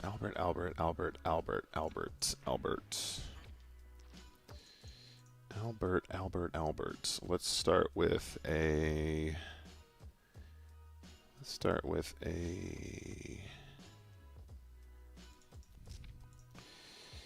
Beautiful. Zephian, good to see you. Smeeble, getting over sickness after moving into our apartment in Denver. Lol, 5-year-old always brings sickness. We are healthy and moving through. Just got home after dropping off the wife at her job. Lovely. Your boy Smeebs is still waiting on responses for a few places in town and such. Thanks for asking, my guy. How was the caviar for New Year's? I haven't had caviar food in ages. I missed the taste. It was good. We had a really nice Christmas. Me and Ruth chilled at home. Very much so did our own thing, which is unusual because usually we're doing parent stuff. And yeah, that was a nice change. It's always nice to do family stuff as well, but it was nice to do something a bit different this year. Caviar was delicious. It's not something we have often, but I thought that it was kind of a fun and nice treat. I think we just ripped this. Might need to write this one down. Min-raise call 10-9. Interesting. Unlucky there. Caviar was delicious. Yeah, there's a really good supplier here that we used, which made it ridiculously expensive, but not nearly as ridiculously expensive as it would have been in the restaurant. We also got a bottle of Dom, which is something that me and Reese said we wanted to do for a while. That was just delicious. It was good. Uh-oh, it's Stranky. No, not the Stranky. Not Stranky. No.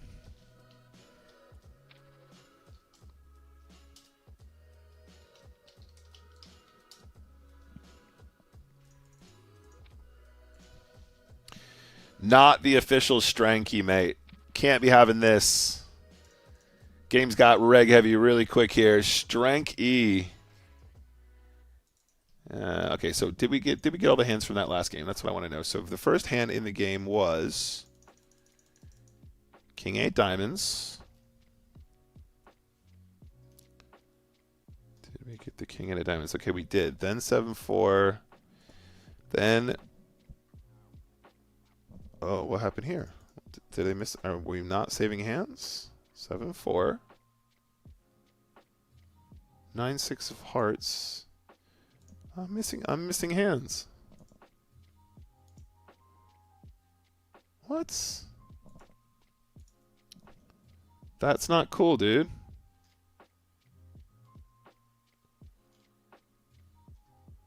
I'm not filtering somehow, am I?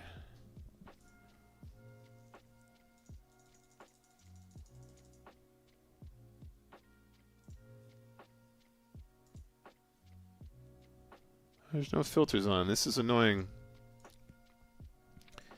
This is not good. This is not how I want to start this year. Stranky's got queens. No, no, no, no. I'm not happy about this at all. That is not right.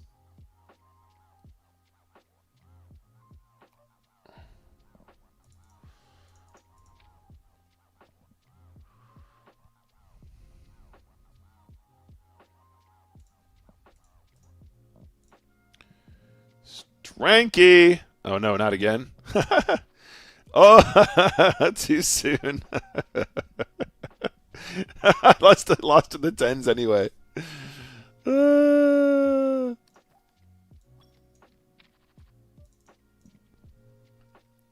That's funny.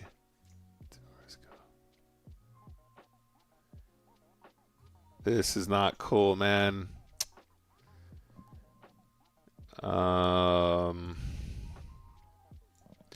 Yeah, we're missing hands, guys. This graph is fucked. But now I've got very serious concerns about whether or not the same was happening over when we just reported our results just now for the challenge. West End G seems prolific. Yeah, I mean, look, seems like a reg for sure. Fading a lot of draws today. Always nice to call with 5-4 and be dominating. That's a treat, isn't it? Yeah, something's going on here, guys, and I'm not happy about it. All these hands are not getting saved correctly, and that means that we just don't. There's just chips missing right now, which of course is why our graph looks like shit.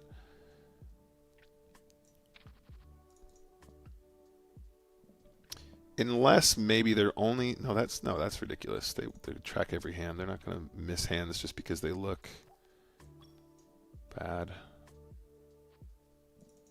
Just because nothing changes, I should say.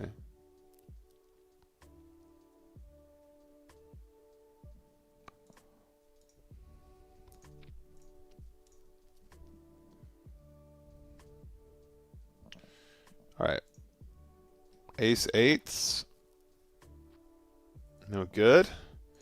So we started this game with Ace 4 of diamonds. Then we had Ace 6. What? All right, this isn't right. This is not right, dude. We're missing hands here.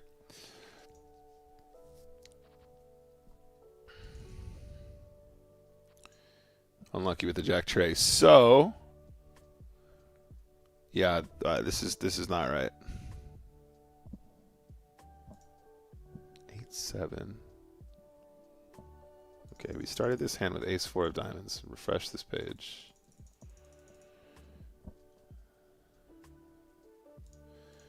Ace 4 diamonds, then Ace 6 of hearts. I mean, we're one tabling here, guys. What the hell's going on?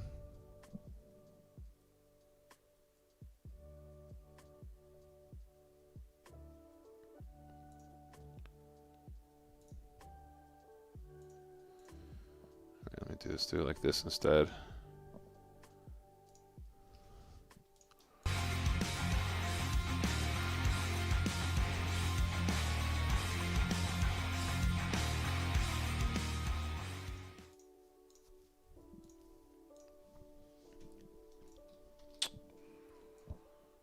This ain't right. So, previous game we just played. Ace 4 diamonds.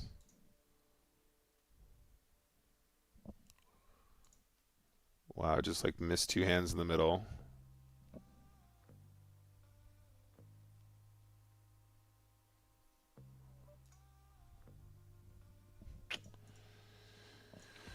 Limping 5s. Shoving 5s. Running into aces, not ideal. Hitting clubs, very ideal. Full core. Okay, we're gonna sneak in the min raise here. Betting seems fine. Betting seems probably superior. That was a very quick call. 6-7 got there. Spades got there. And now we're betting the river.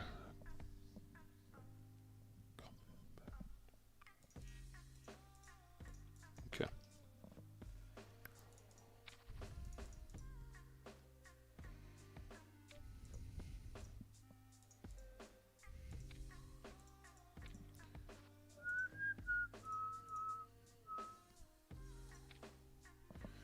Snap fold.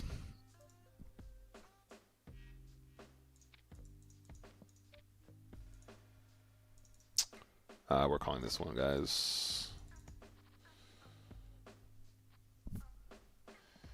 GG. One more question. On the bubble or near the bubble scenarios, I folded queens to a short stack from the big blind with the sole purpose of keeping the one short stack in to put more pressure on the middle stacks. Is that a thing you're considering? Is that a thing you consider or have done in MTTs? So yes. Again, it should be said I'm not the super MTT master, but there's some of what you're describing is a thing. Usually, when you're that strong, you shouldn't be doing that. I know players that have employed a strategy that might have been similar to this. However, for the most part, what they're doing is they're taking the strongest spots, the ones that have the most likelihood of getting you into the money, and then onto additional profit. And also, not just that, there's spots where you have a very high equity to win chips as well, which is going to be beneficial for your long-term health in the tournament. Probably you're not going to want to fold hands as strong as that, but there are circumstances where you might fold hands that might be close calls because the benefit of you taking the spot is not nearly as good as it would be when you had queens, kings, aces. There was a game that was played. It was a final table of a UKIPT in Edinburgh, and I think it was Finton on the final table. Might have been, or maybe it was Marley. Anyway, they had tons of chips, and they were very much not leaning into the short stacks. So I think they were like blind v blind versus short stacks and stuff like that, where they could have been taking a lot of spots to eliminate them. All the other players were complaining that they weren't doing so, but it was very much to the benefit of that player to keep those players in because they were winning so many chips at non-showdown. However, that's completely different from just being on the bubble, right? On the final table where acquiring chips has such a greater value and where the shorter stacks are going to be so majorly handcuffed to not playing pots when that player is shorter, that is a much more pronounced example of what you're describing and probably is better employed there than on the bubble. It's because you're looking at your graph while you're playing. No, Tom, look, I'm refreshing my graph here, and there are hands that have not been saved. And that's got me shook. But also, I don't think that was an issue before. I don't remember ever looking and not seeing hands.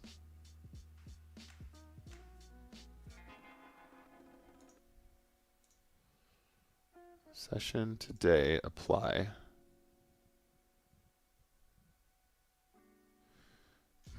That's not good.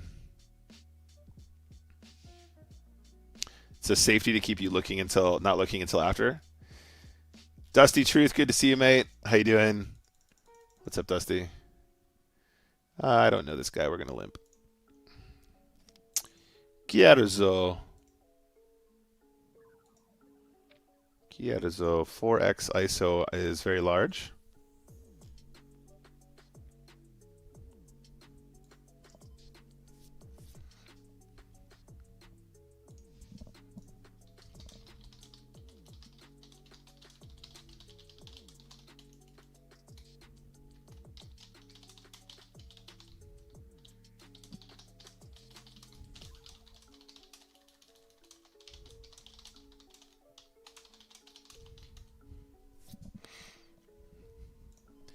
And now he's 3xing the buttons. So I think Kierzo probably not a reg.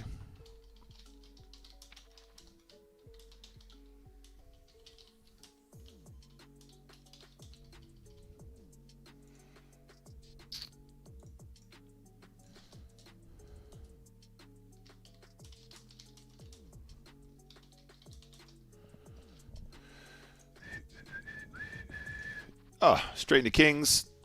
Too bad about that 10. Nice. Very lucky. Shoving into kings, not ideal, but we're going to go broke there, so it doesn't matter. Our player will do the same in reverse. Yeah, we got to call this one. We are going to have the correct range there. Got enough equity to call. Folding this one though.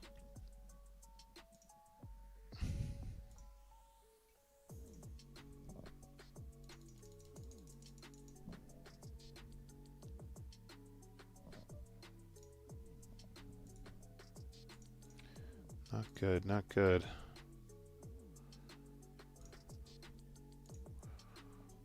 Oh.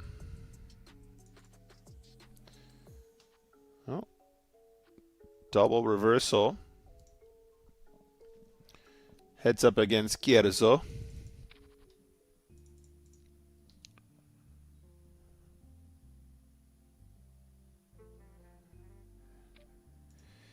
Kierzo.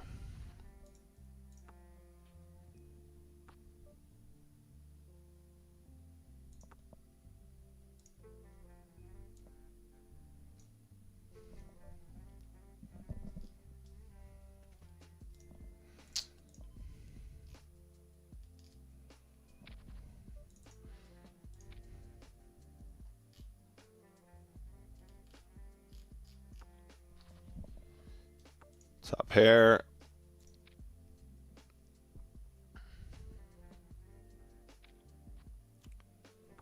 Two pair. Yeah, I don't really see much value in missing the bet. I think just going again makes sense.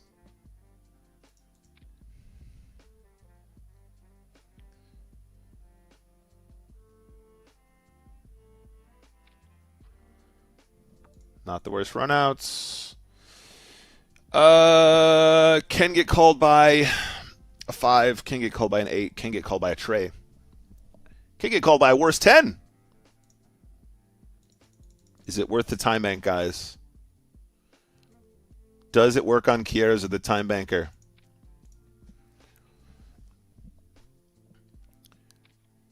Time banker. Oh, man, he's got a monster hand there. We've done well to size up turn. We've done really well there. You know, obviously, making a boat is one thing, but getting more value on the turn is also very important. And, yeah, there we go. Nice spot there for us. I hope that hand got saved. It did get saved. I don't know. I'm going to have words. Let me take a look.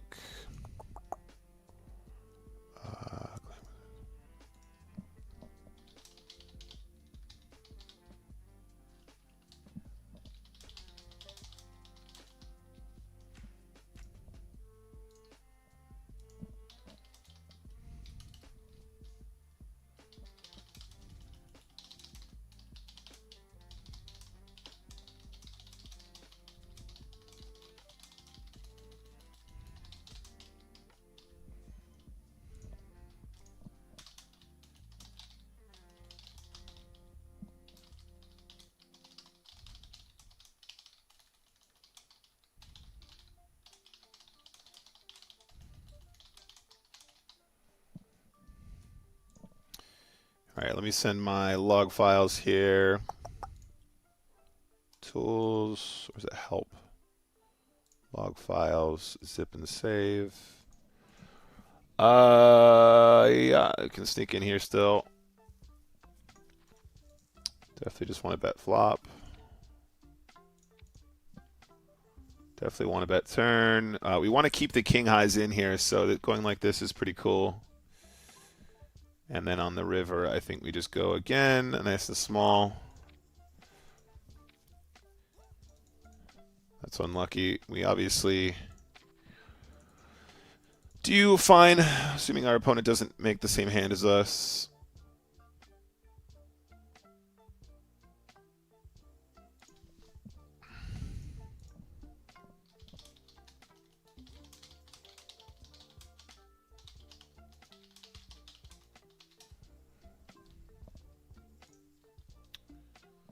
All right, so let's attach a file, desktop.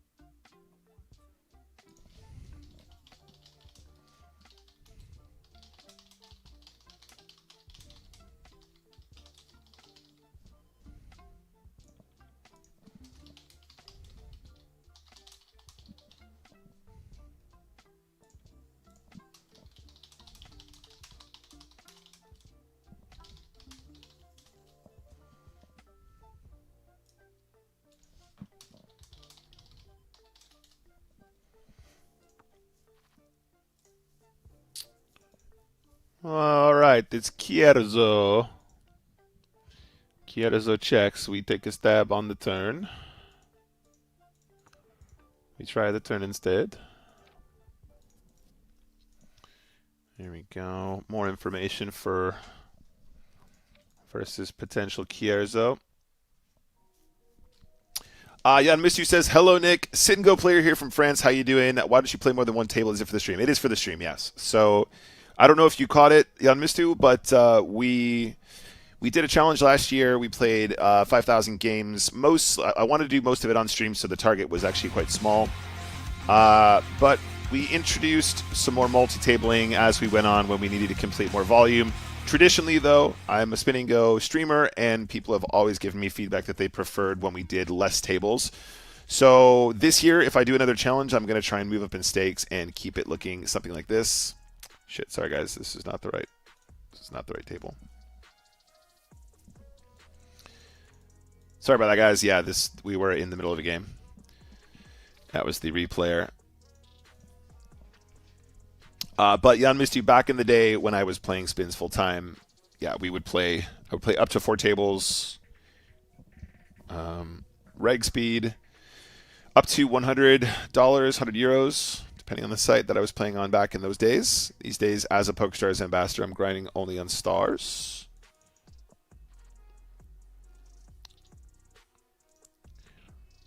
Nice spots. Yasmina making a perfectly reasonable shove there. So now we are just going to battle Kierzo here. I think we're going to get away with a fair amount of limping against this player as we move on. So we're going to try and be a little bit bold with our limps. Ace-Jack was a big ISO there. Queen-4 we can push, but again, I'm going to try and be bold with the limps. Take a free card on Trady's tray. We are going to call the turn. We have a gut shot, but also we are beating some straight draws and flush draws.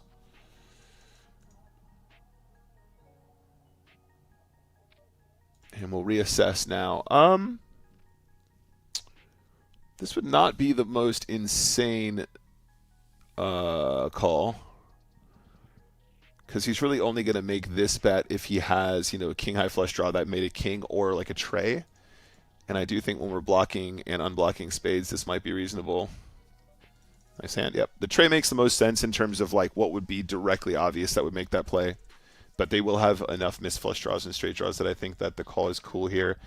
Actually, blocking the straight is also somewhat useful because that is another combo that would lead and then lead confidently river. quite often a 6 could still value bet in that way, but a lot of the 6x's sort of wither up because they're chopping against other 6s, and also they're afraid that the king might somehow interact once in a while. I'm going to go ahead and fire off 3 times here, guys. We're going to go for this.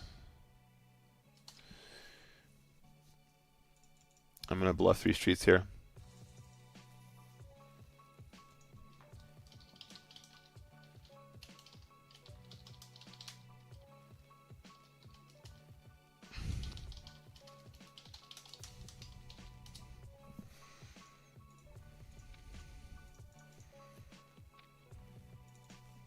Yeah, limp call with Jack 10, I don't think I like. It's going to be okay. I prefer just the shove with the Jack 10 offsuit.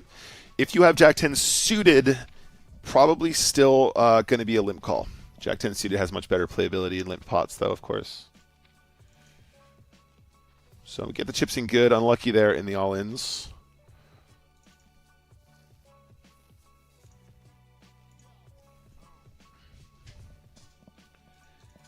Oh, walk there is nice.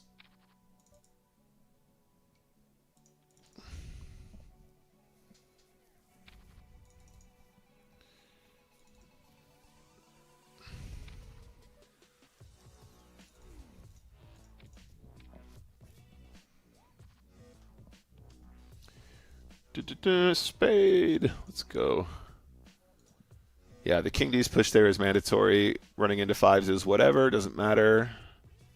Just got to play the numbers. Any 6s? No opportunities.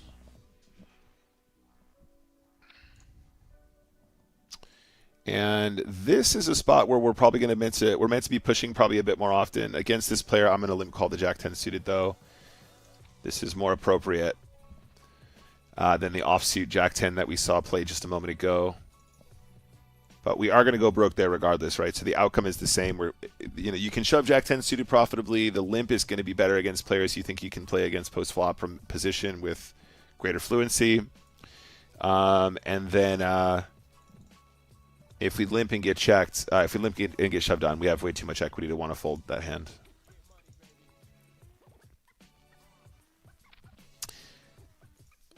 Can I get some action, please? Yes. Yanmistu says, I do play on PokerStars, but to be honest, I think the level of the field in that room is way higher than in our French rooms.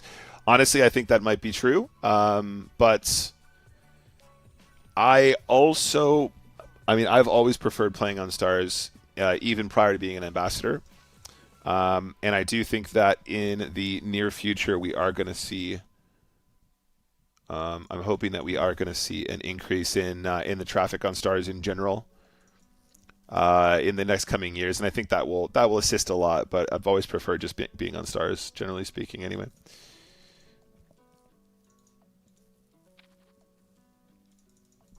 Yeah, I hear what you're saying. I mean, the challenge that I just did was played at the $10 stakes, and I was encountering a lot of strong resistance for a level that I think I used to consider the 10s to be relatively soft, and I would say that the skill level was quite high. What I will also say, though, is because of the way that the spin and go merge happened, I think that also what ended up happening, it wasn't so much that wasn't that the players were better. It was that a lot of the players that were happy to play higher before in reg speeds came down because they wanted to play a lower variance. They wanted to lower the stakes to account for the higher variance. So I think there were a lot of good $25 and $50 regs that moved down to the 25s and the 10s while they were working out, how to play in the new merged pool. So yeah, there was a high frequency of regs and there was a lot of very good players for sure. I agree. Yeah, don't start, Brandon. Don't start. Oh, it's a 4Xer. Let's go. 4Xer incoming. And 9 in a tray. I don't know this player on the left, but we'll see. No, I know. I'm only joking, buddy. Actually, I have a thing I can do now. Here we go. I can't say that we've been running particularly bad today. I think we've been running fine. We have been. This is the first session of the year as well, so.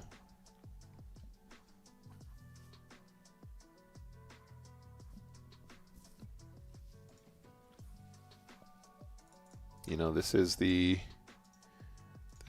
beginning of 2026 playing spins, so don't think we can pass comment just yet. Gonna start small with the 25%er.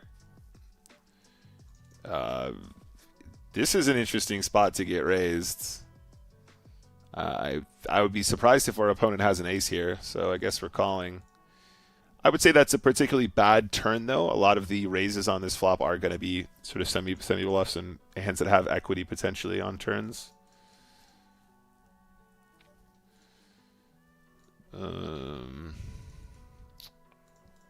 Yeah, I mean we're not calling or anything, but I'm just trying to work out exactly like what this is supposed to be pre-flop or on the flop. To me, that entire line feels very panicked. That entire line makes me think that our opponent here is this the right board for this? I think this is the right board. This is the right board. I think we're supposed to size up here.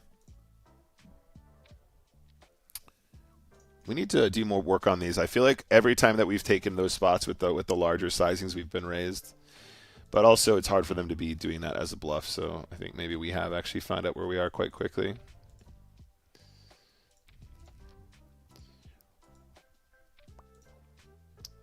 Very confident turn barrel here. Okay, fair enough.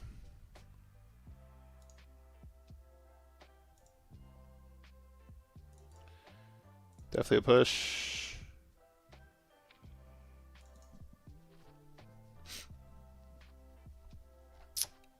No good in the all-in. All right, next game.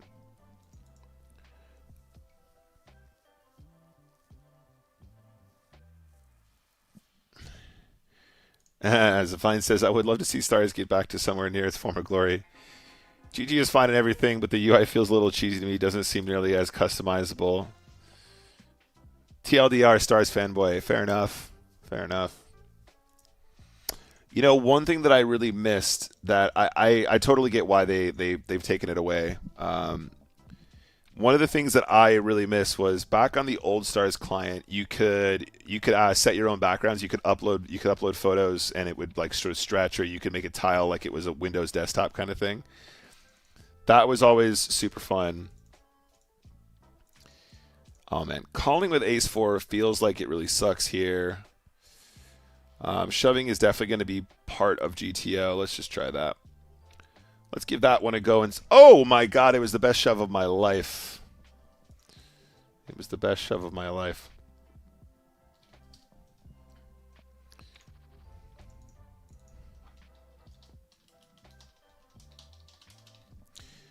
Very confused.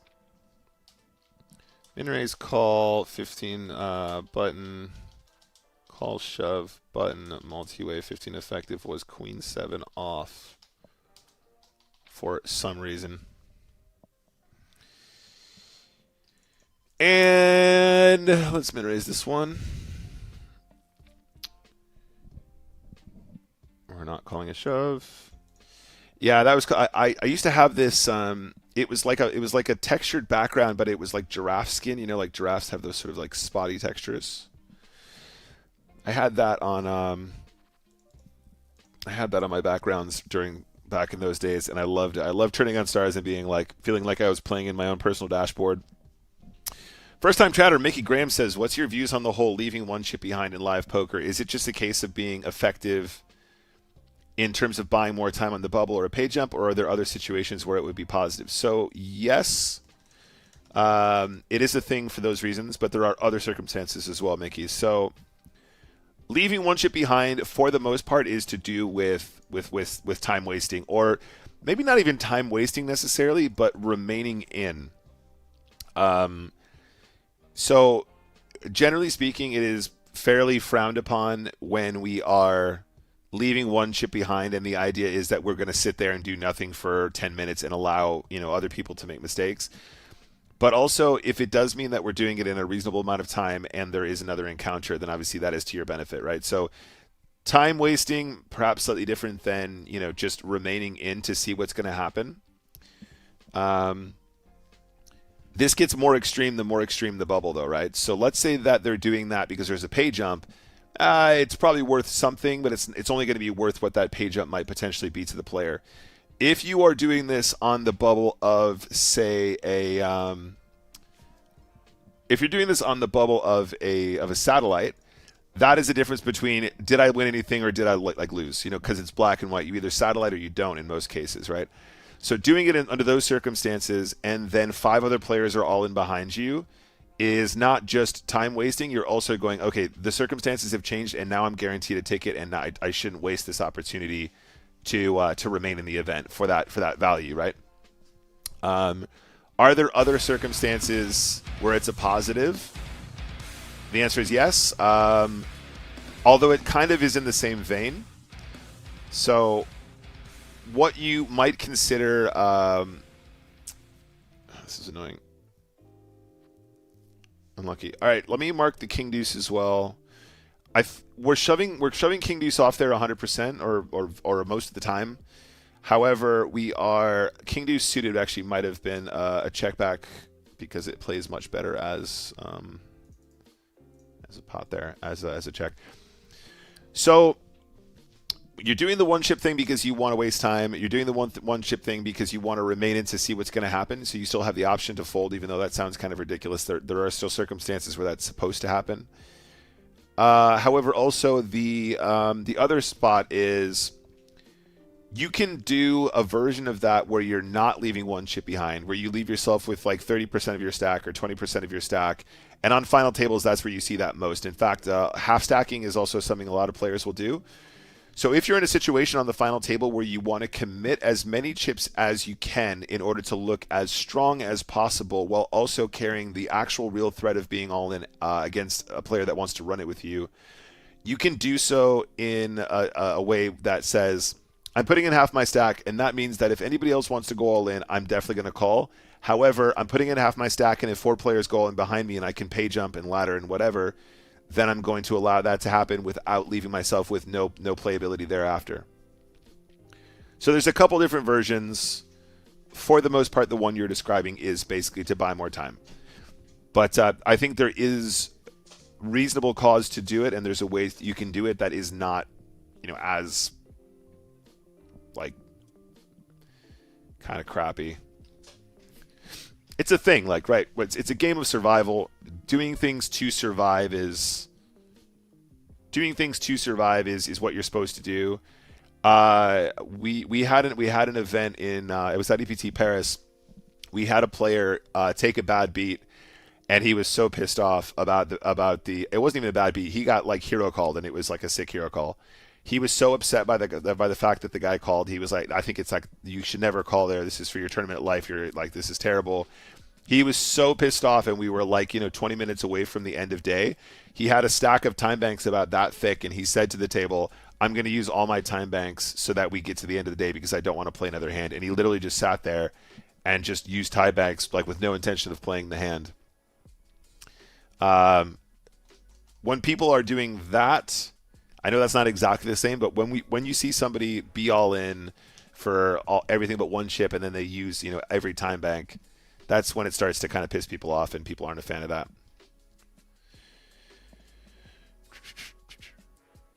Yeah. Jan Mistu, I totally know where you're coming from, and also, I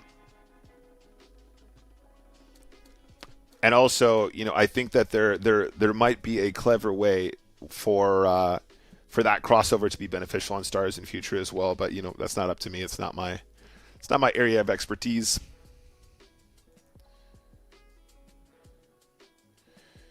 Anyway, next game.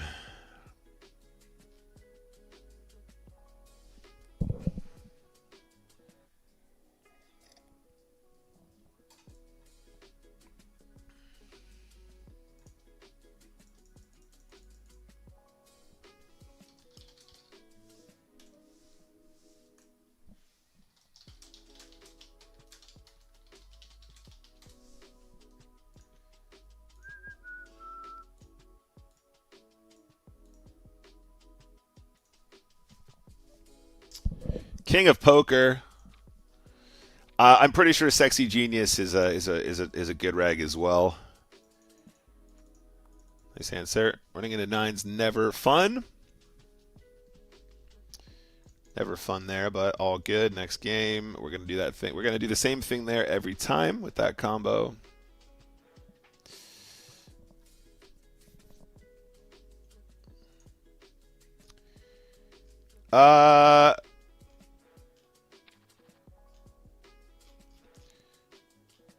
Sacramento, thank you very much for the tier 1 sub, man. I appreciate you. Good to see you. It was the guy against Boatman, yeah. Barney called him down. What was his name again? Oh. All right, well, we got to do this, right?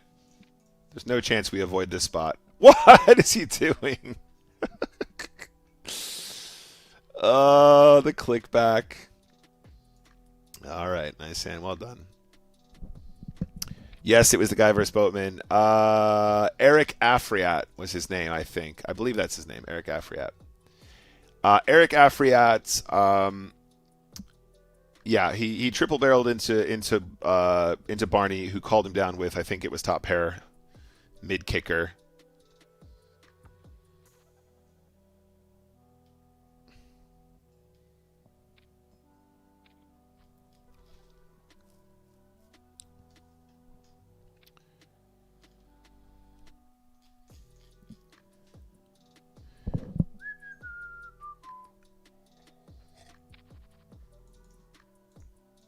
Pretty straightforward. These are the spots where, you know, if you just run into hands a bunch, you're just going to lose chips here. But there's not really much to be done. You just kind of play the odds there. We got. I'm going to go on a limb and just say that this guy is probably not a reg.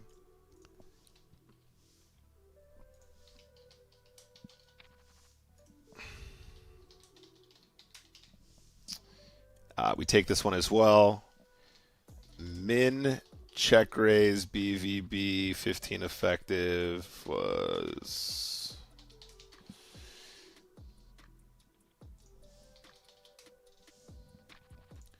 the min check raise there, if anything, is, I mean, at best you're telegraphing. At worst, you actually don't have a very good hand, and you're just going to get cooked anytime I have something that's vaguely playable that's not 7 deuce off. I just googled him, and once I recognized his photo, I was like, yeah, of course that's it. Yeah, well, it was a funny encounter. Let's put it that way. Okay, so the guy that min check raised me before, we're gonna take the flop here and see what happens. It was Jack 9, Brendan. Yeah, I think so. King 4 for the win. King 4 for the win. What a player. Yeah, the one-liner was so he's going Barney, you call that? You're going to call with that hand for your tournament life? For your tournament life? He goes, yeah, it's my tournament life, not my real life. Perfect. Ultimate mic drop moment. It was wonderful. Yeah, okay, we got to note down that hand as well. He limped with the ace-10 there as well. That's super duper important to note. I think we probably want to take this one. Yeah, let's take this one.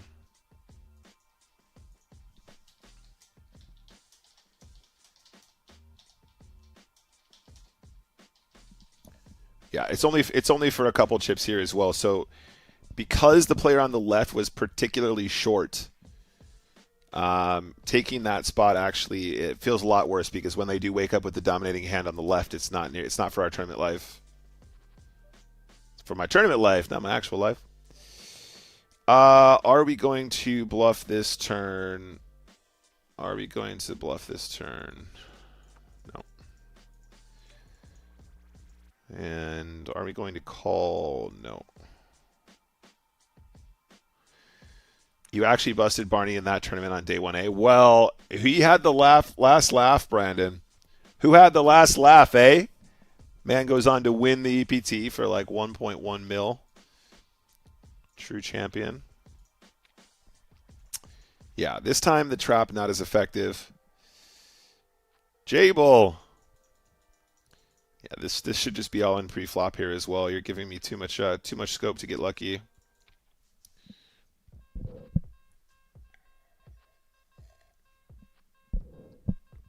Nice answer. Nice hand.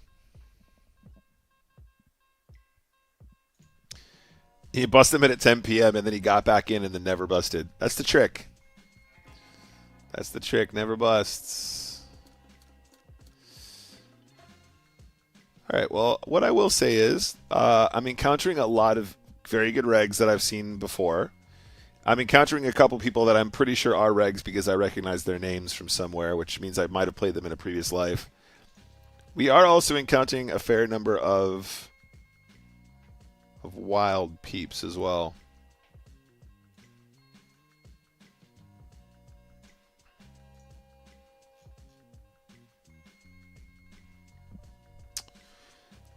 King of Poker. Let's just run this.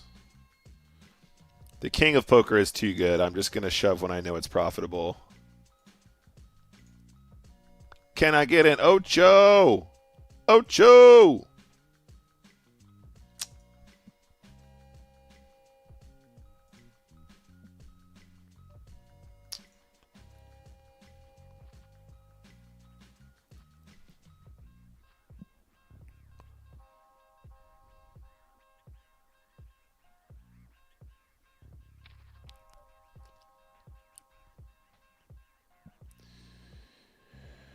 All right, let's start with a limp here. Can we bet? Can we check? I think Jack 9 Deuce is a bet. Do we want a barrel turn?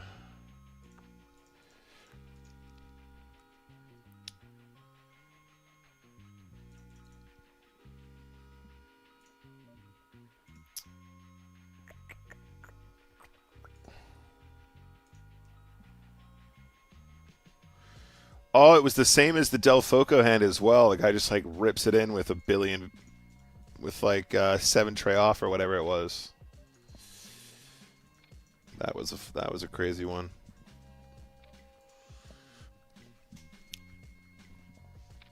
The King of Poker.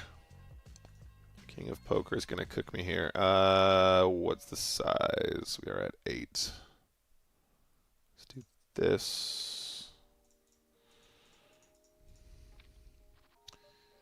And then we'll give him one of these.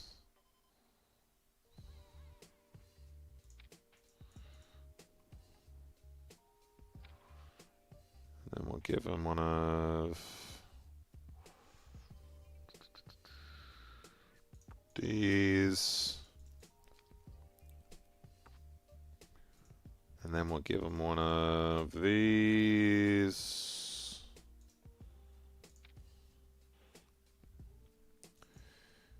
That was for value on the river, by the way. And pass. And call.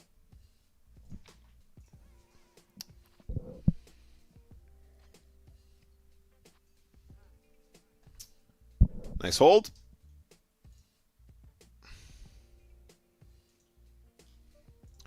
The Del Foco jam, man, that was crazy. What was it, 7 tray? Yeah, something like that.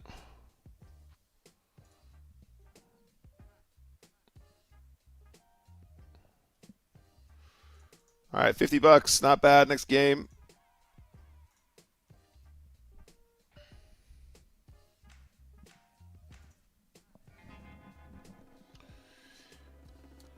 Let's see if Lucky Dude 343 is any good.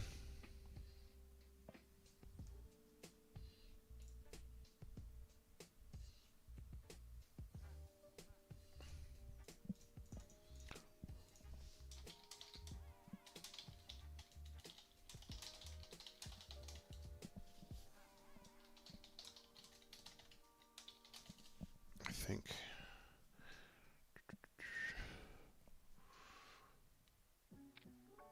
Yeah, 7 tray. Check my diary. Yeah, it's all good.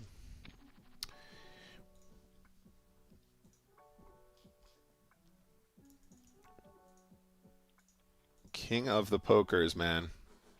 How can you possibly compete against the king of poker?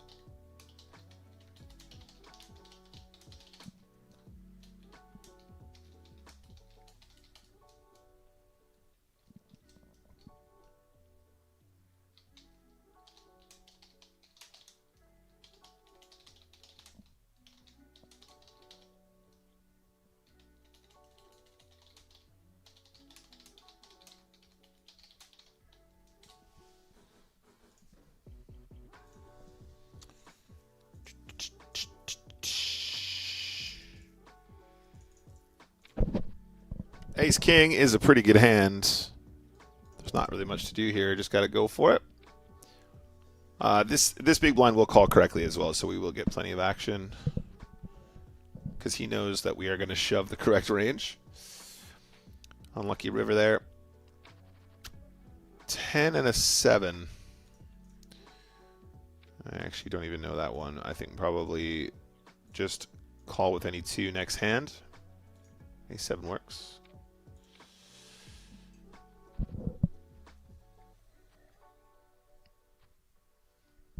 It's not looking good, Brav. It's not looking good, Brav.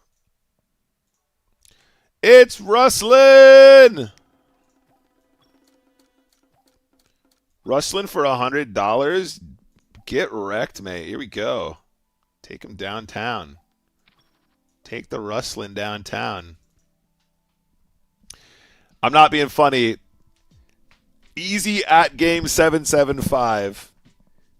Okay, sorry. Mr. Easy at game. If this is if you're watching this stream, no respect, no respect, no disrespect. It's not a good start. But I'm not sure if this is the screen name that screams professional spin and go player to me. Could be completely wrong.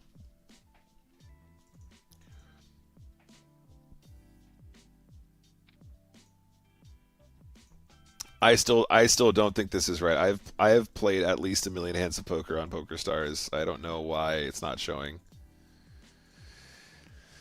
I mean, I've played millions before. All right, let's see how he responds on the turn. I mean, he's going to bet this turn no matter what, obviously, but classic rustling.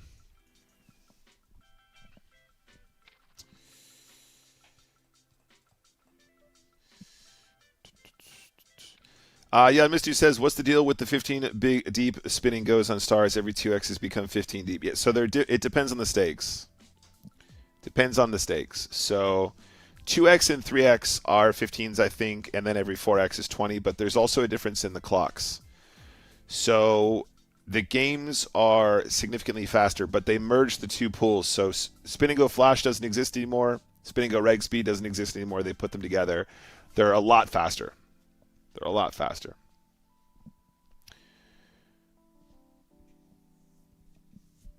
I personally loved the 25 effective Reg Speed games. I thought that I am of the opinion that they are, like, to me, almost a perfect format. As in, they're fast. They're fast games, but they're not so fast that I feel like you get a lot of value for the play. But this is the new meta right now that we're playing. Thank you very much for the follow, Lucas. What's up? So basically, if you get to a 10x multiplier, that will play like a reg speed. So the higher value spins do get more respects. but the lower value spins are significantly faster, so it is a tricky balance.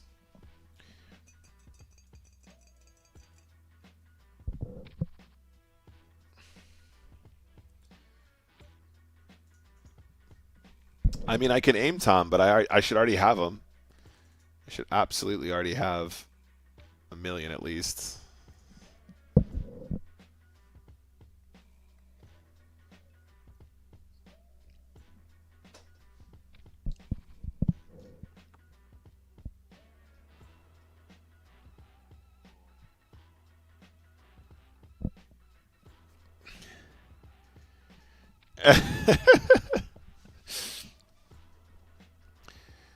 Barney just wanted to go to sleep.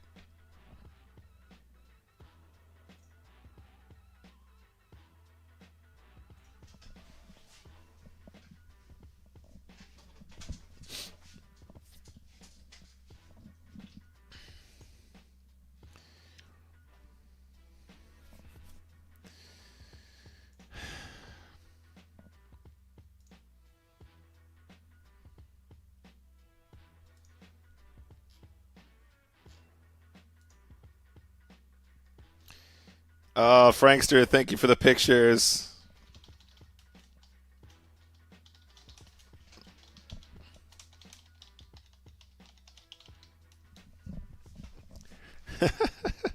Frankster just dropped a bunch of the cow pictures on the Discord. Didn't even see it. Nice one, buddy.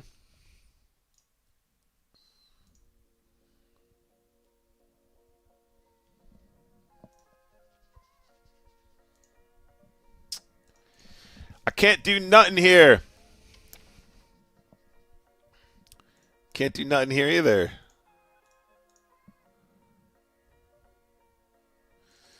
Hello, Curtis Lambert. What is a spin and go? Great question. Great question. Hello, Base Logic. Sorry, I didn't see your post either. Supnik, good to see you taking a shot at higher. Good luck, good luck. I mean, yeah, if we want to call it that. I mean, this is technically a call. Taking out. Gonna adjust ever so slightly here. Daniel McGlynn as well. Happy New Year, Nick. Good luck with the spins today. Hope the family is good. It's very kind of you, mate. Thank you very much. Roka, where's your PokerStars hoodie? Anytime, buddy. Anytime. All right, get the chips in good here. Not going to hold, unfortunately.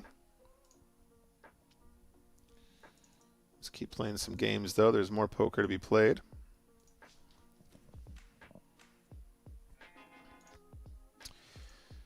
So, you know, like, when we do get into this challenge, guys, when we do get into playing some spins this year, and we're going to track them for the...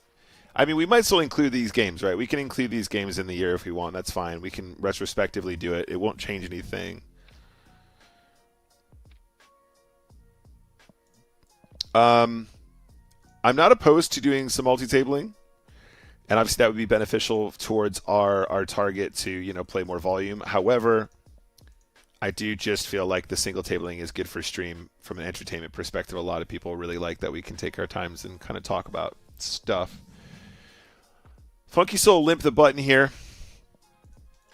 I'm not that concerned, though. I think there's a really good chance that Funky Soul is going to be limping a very wide range. And can the 6 get to showdown and win here after we missed, like, the entire universe?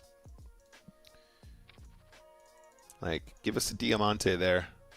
10 of Diamantes.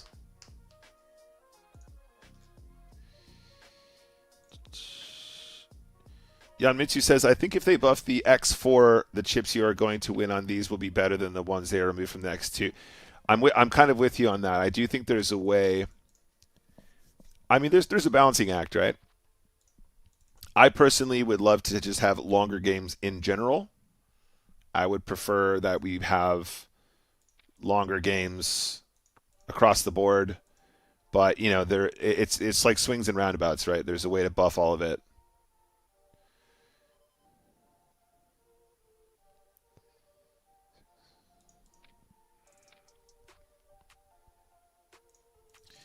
We're going to shove, and he's going to call with ace-10. And he's definitely not going to have pocket tens, right? Right? Right?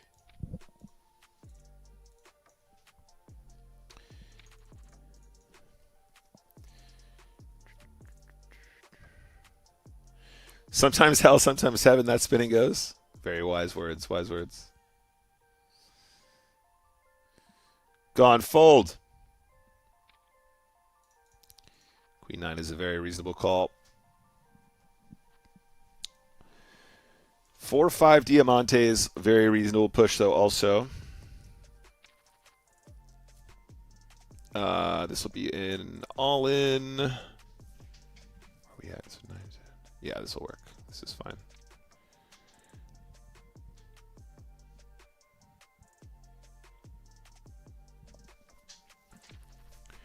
Yeah, Jan missed you. Exactly.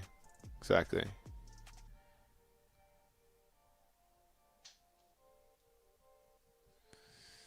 Steven says, I can check on the badges if you need. I heard you want some badges. I'm saying, okay, so the other thing to remember, Steven, is the Nicholas Walsh username was a username that was given to me with permission from PokerStars when I became a PokerStars ambassador. However, I obviously had a username before I was Nicholas Walsh, before I was an ambassador, right?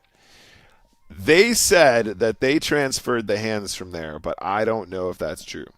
And also, of all of the things I want you to bother our developers with, Stian, it's not this. So don't worry. I wanna keep as much goodwill in the company as possible for the developments we want to make this year. Good to see you, by the way. Welcome. Yeah, I missed you. I think that's very wise. There are a lot of levers you can pull to make the game feel longer or to add more value to each spin. And I think there's a lot of different ways you could do it. And it might literally just be that you make the 4Xs longer. 2X and 3X are very frequent games. They're very fast, though, so they do end up eating up a lot of that sort of implied value, right? I think that the move to make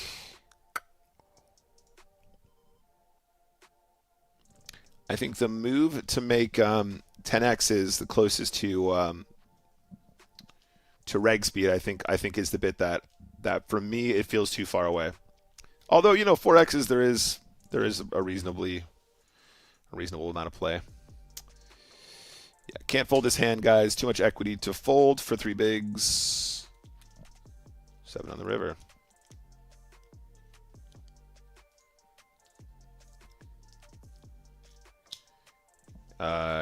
Yeah, but is that with...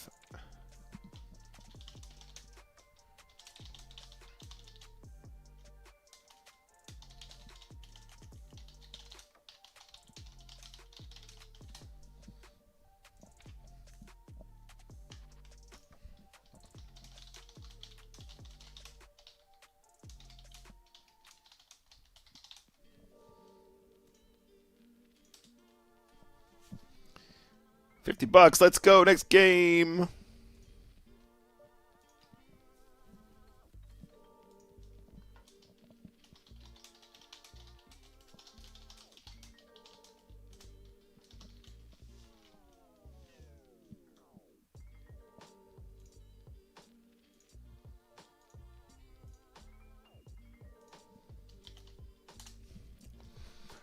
It's rustling.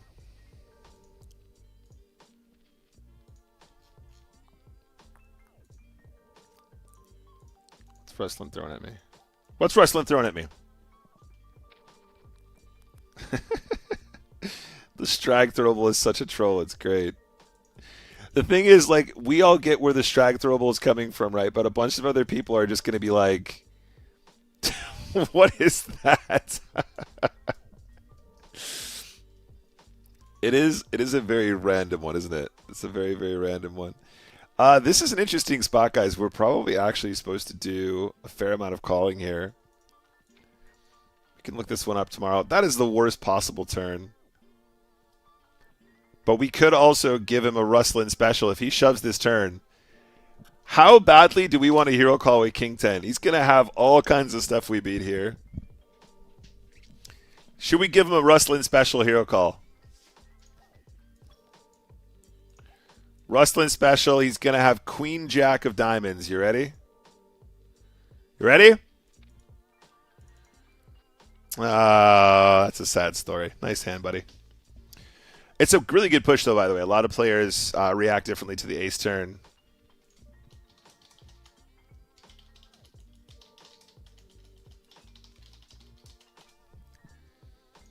But he's also going to do the same thing as a bluff, so there you are. I want to mark this for review because I think we are supposed to still call flop with King 10 there. Against reg, anyway. Against unknowns, we want to be very careful.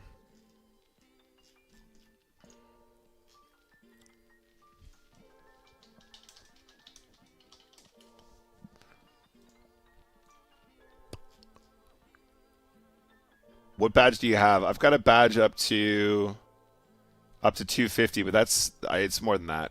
Steen just sent me the number. It's like 350K plus or something. Yeah, I just got to kind of run this one. Yeah, 30-something% equity is fine. 3 point. It's gonna be fine with the additional small blind dead money. We just gotta call most of our range there.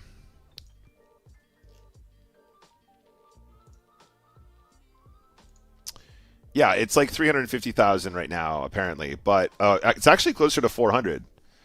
But I'm pretty sure that is not accounting for my previous Lost Gambit PokerStars account. Just to be clear, just to be crystal clear here, guys, not multi-accounting. That was my account before I was granted the ability to change my account for my ambassadorship. However, also important to note that whenever something like that happens with Permission of Stars, they also take steps to indicate to players that I encounter often that my name has changed so that I don't have an advantage in any way, shape, or form.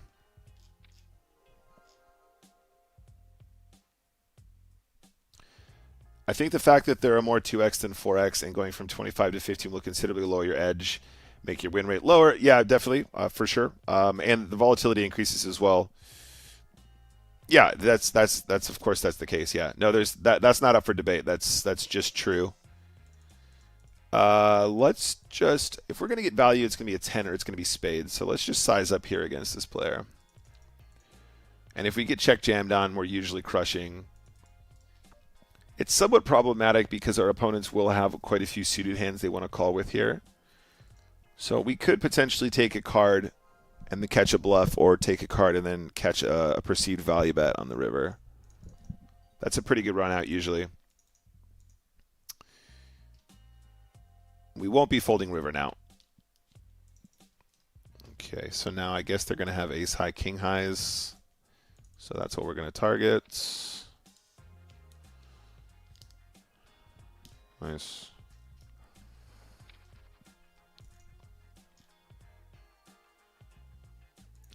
That means we might have missed some value on the turn, but again, against the whole range, we're probably playing okay. I tell you what a good hand is right here, chat. Aces is a pretty good combination to have, and we are going to bet big. So 4, 5, 6, 7, 8. Got to size up a little bit more. Call the shove. A lot of cards to fade. Nice hand.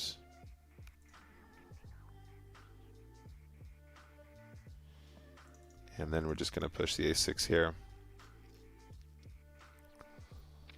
But yeah, Jan Misty, that's the jam. What I'm trying to say is, having played like a fair amount of them now, I guess the other side that it needs to be considered is you are playing a lot more volume, and the rewards program does reward volume. So Stars does legitimately, like, you know, if you're putting in volume and you're putting it in at that pace with the games being much faster, you are going to get rewards to compensate for a certain amount of that variance.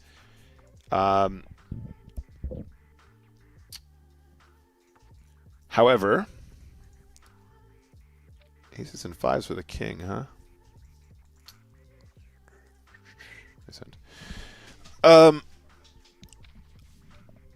However, what I'm trying to work towards is pulling levers so that, you know, the average games, or the games that we play most often, just feel like a little bit longer. Just nudge it a little bit. Yeah, the limp call with ace deuce is actually going to be GTO here. You got to be careful with against who you do it, though, because it's also the limp call there is going to assume that we're shoving a much wider range than your average unknown. So during the challenge, I played about 66,000 hands, Tom. Yeah, I think I've always had eights, basically. The eights thing. I think as long as it's been ages. But what's the next jump anyway? The next jump is until 5, right? Yeah, and 500K. So that's what they're saying is what I'm missing. I'm going to bet the river. In fact, I am potentially going to overbet the river now because I want the 3x, 5x to fold. 6-4, definitely a good call, especially blocking the 4 there is good. Having that 4 blocker in hand.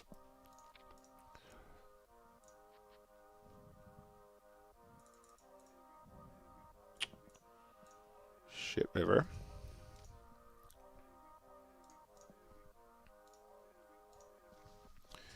I actually might not like that line from the 10-7.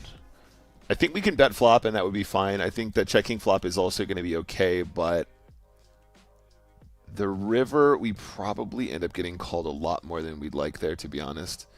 I mean, if that's the case, then overbetting is how we want to proceed, because then we can like plausibly still have strong stuff there too. We're giving him pretty poor pot odds once we overbet.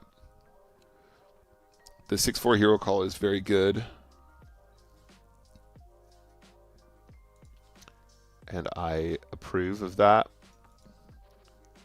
Probably make the same call, but what are we? We're not repping that well. When we check the flop and we call the turn, we're going to have quite a few draws that missed. How often does this guy check fold flop? Let's find out.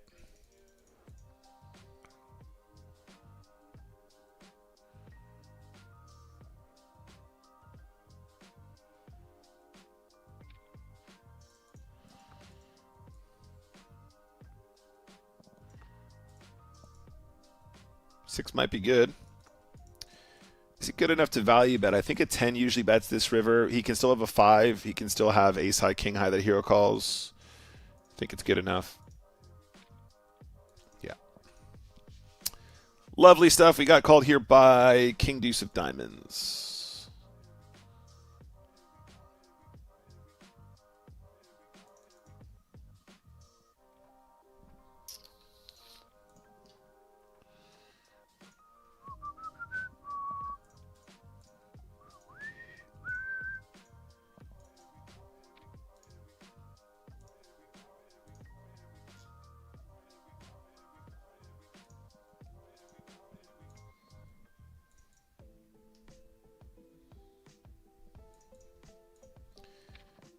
Got wrecked there.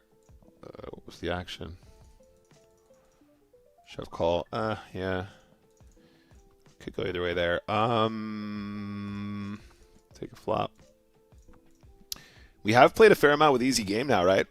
I was saying that this username to me sometimes does go easy at game 775. These are the usernames where I go, are these guys grinders? But I'm willing to be wrong.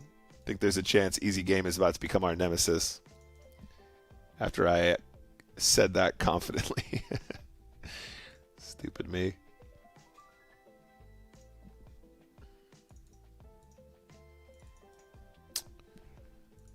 Let's see.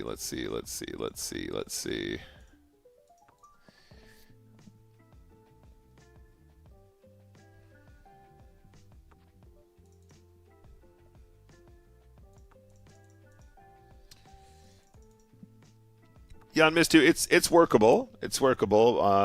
It's going to involve playing a ton of volume, obviously. Nice. Trapping sixes, very good. Speaking of traps, let's trap queens.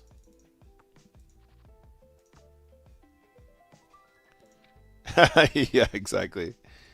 It's just a little bit bad.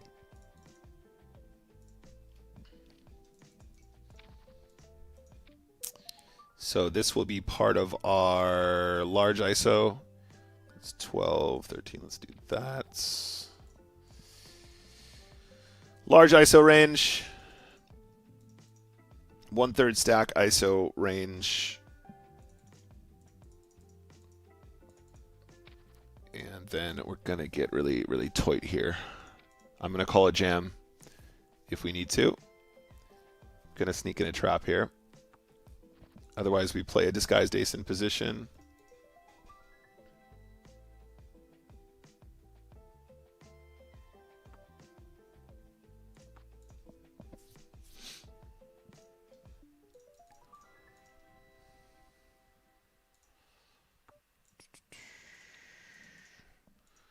This is more for protection than anything else, but we do get some value.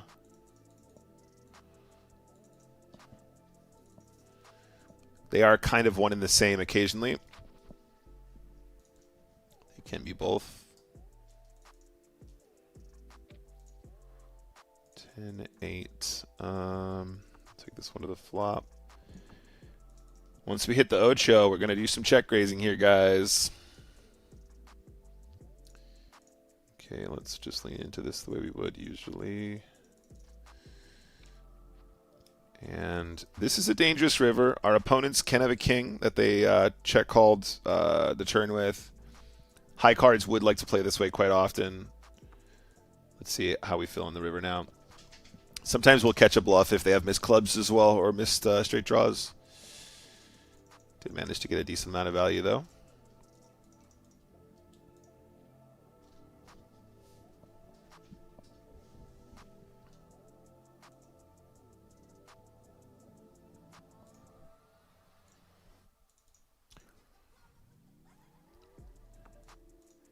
Yeah, hitting this 7 is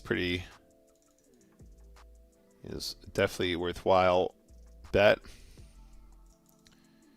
We don't have the best kicker, but it's still going to be the best hand like an overwhelming amount of the time.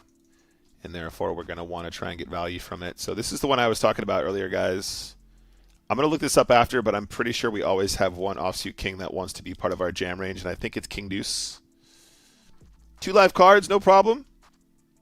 King is not live anymore. The deuce is very live, though. Nice work. We'll mark this one for review, but I'm pretty sure that that is GTO. It's going to be, like I said earlier, it's like one of the specific king deuce off. It's like king deuce off every time, or it's king 5 off every time. But we'll mark that for review, because I'm pretty sure that that one is still a goer. I'm pretty sure that there is still going to be some deeper stacked jams versus limp.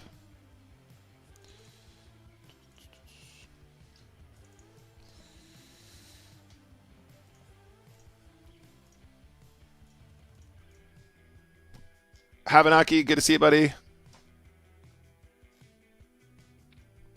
How you doing, dude? Also, sorry to my YouTube people.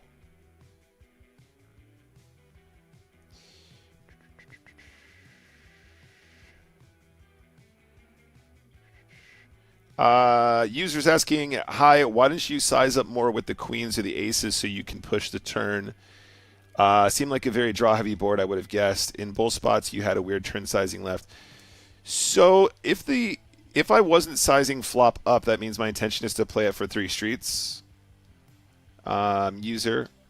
Now, potentially what you're suggesting might be better. Absolutely. But for the most part, I mean, I can't remember the spots exactly, but if I was betting small with the queens of the aces, it was to try and remain somewhat balanced. Let's do this.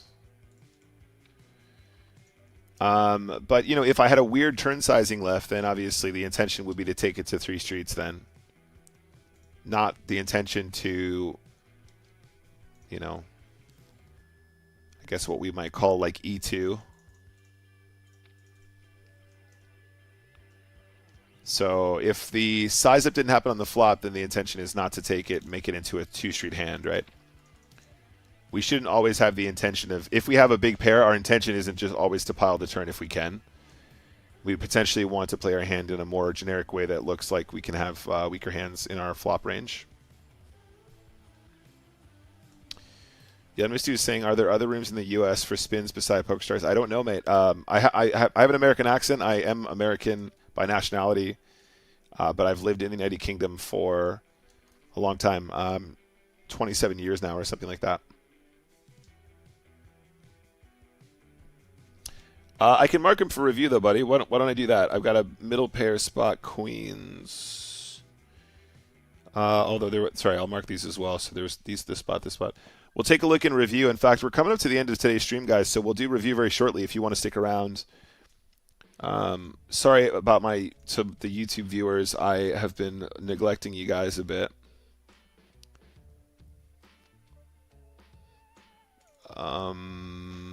Unknown player here. Let's do this.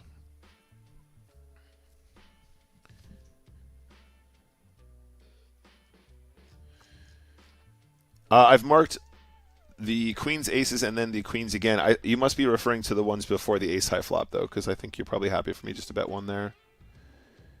Let's delay this one.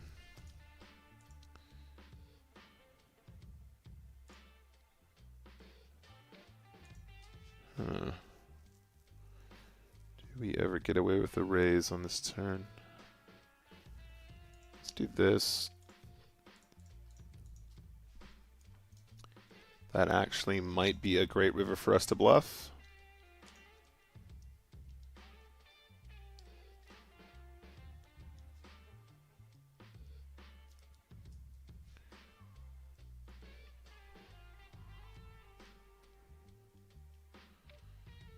Okay.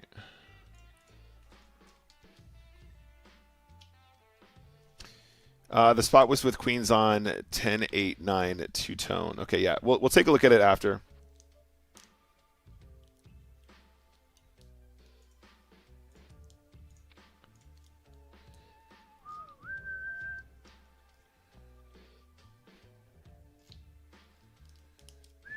Yeah, I mean, if the flop came out that texture, it might have been superior to try and do two streets. Might have been a better spot. Against this guy, do we have to call here? Yeah, I mean, we just have too much equity, right? We're almost at the cutoff for ATC. I think we got to just run this one. Otherwise, we're getting brutalized. We're definitely over-folding too much there. I think if we're folding for that size. Tell you what, we'll do some review after this, guys. We'll get straight into that conversation. Winning flips feels good.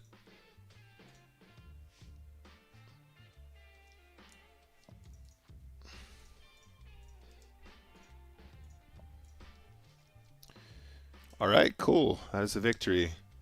All right, so let's do some review, guys. We have a bunch of hands to mark for review. So if you guys are new here, we are going to do a review session of the hands we have marked from the session that we just played. Let's take a look at our overall result really quick, and then we'll move on from there. So switching now to review mode. We ended up playing 35 tournaments today. We had a profit of 25 US dollars. The chip EV today is not going to be accurate. I've sent a message to Stars to try and talk about it, but there are hands missing, which means there are actually chips unaccounted for in this graph. But overall, not much happened. I would say that I think we played quite well. If we actually turn on our non-showdown, we were definitely holding our own in most pots, just not really much happening in the showdown front. And if you think about it, not too many hands particularly stand out in my brain with things we could have done particularly differently. So not much to report over 35 games anyway. All good. Let's go across to marked hands and let's take a look at these. I say this every single time, so everyone's absolutely crystal clear. I'm about to close PokerStars, the client. Okay, so we are no longer playing on PokerStars, and that means that now we can use some more advanced stuff to study our results, right? First and foremost, just because we're here and we were just talking about it, let's start with the queen spot. So user OC over on YouTube was asking me why I didn't size differently with the queens. It was in these two spots. I had queens here and then aces in the other one. Let's take a look at the actual hand itself. So, Queens opened. So the question here, why didn't I size up with the Queens? Well, couple reasons, I suppose. Gav Pat, thank you very much for the follow. Okay, so there's a couple things going on in this particular spot. Again, I don't know if this is the hand that we were discussing specifically. Apparently there was Queens as well on. Okay, apparently there was another Queens actually. One sec, let's go back.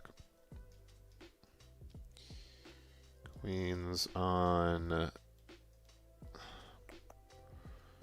mean, how many times do we have Queens today? All right, I'm not seeing Queens on that texture, I guess. Maybe that might have been one of the hands that didn't end up getting saved that I'm talking about. That actually super tilts me, by the way, guys.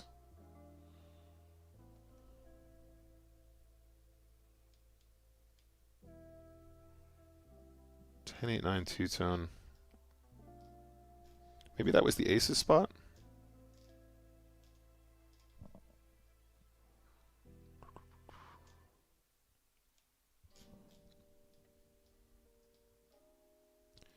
No, it was aces on 10, 8, 9, 2, 10. Okay, so we do have it in there. Okay, let's go back. So, limp with queens, opponent checks. Yeah, like I said, this one isn't the one you're talking about. Why are we betting one? Because at this stack depth, we can very easily get queens all in by the river. We bet one here. Our opponent calls. There's 4 in the middle. We can bet 3 or whatever. We can bet like a lot of sizes that will end up getting us to a 3-street game. Having the queen of spades in hand and also having queens in a limped pot without any action to raise means we effectively always have top pair here especially against somebody that we perceive to be a possible reg. This isn't the hand that we were talking about though. So in the queen spot here, the question is, why didn't I size up? Well, it feels unnatural to want to use a very large size on a board where we would almost always use a very small size. So this is a question of balance, and balance is always a bit of a funny one because you don't have to be balanced. If it makes you more money being unbalanced, you should always be unbalanced. So I'm not being a slave to the system, but I do anticipate that this is the kind of texture where people will overfold, and also this is a board that we actually will just encounter a fair number of flop flushes. Now, in terms of when I say fair number, it's going to be a very small amount because flopping a flush is super hard. However, when small blinds call at 15 big blinds effective, there is almost no flat calling at 15 big blinds effective. In fact, I'm going to go out on a limb and say there is none. There is almost 0% of there is almost 0% that you're supposed to be flatting in the small blinds. So their ranges are not going to be represented by what we would look at in GTO. Their ranges are going to be hands like Jack 10 of diamonds, Queen Jack of spades, King 10 of diamond, King 10 of spades. I'm not describing hands that only connect with this board. I'm saying they're just going to have a lot of pretty hands that they don't want to jam with, that they feel confident calling with. Funnily enough, a lot of those are actually very profitable jams. But people are weird, right? They see a7 of diamonds and they go, oh, I want to see a flop with that, so I'm going to flap because I don't want to shove. So actually this board becomes somewhat dangerous for us in general. Betting like this actually is the exploit size, because if we were going to bet this as a bluff, we would bet extremely small and hope that they would fold because they don't have a spade in their hand. So we've already sized up actually. I would think that betting maybe 1 big blind, maybe 1.25 big blinds into 5. So like 1 big blind or like, close to a quarter or something like that would be more appropriate.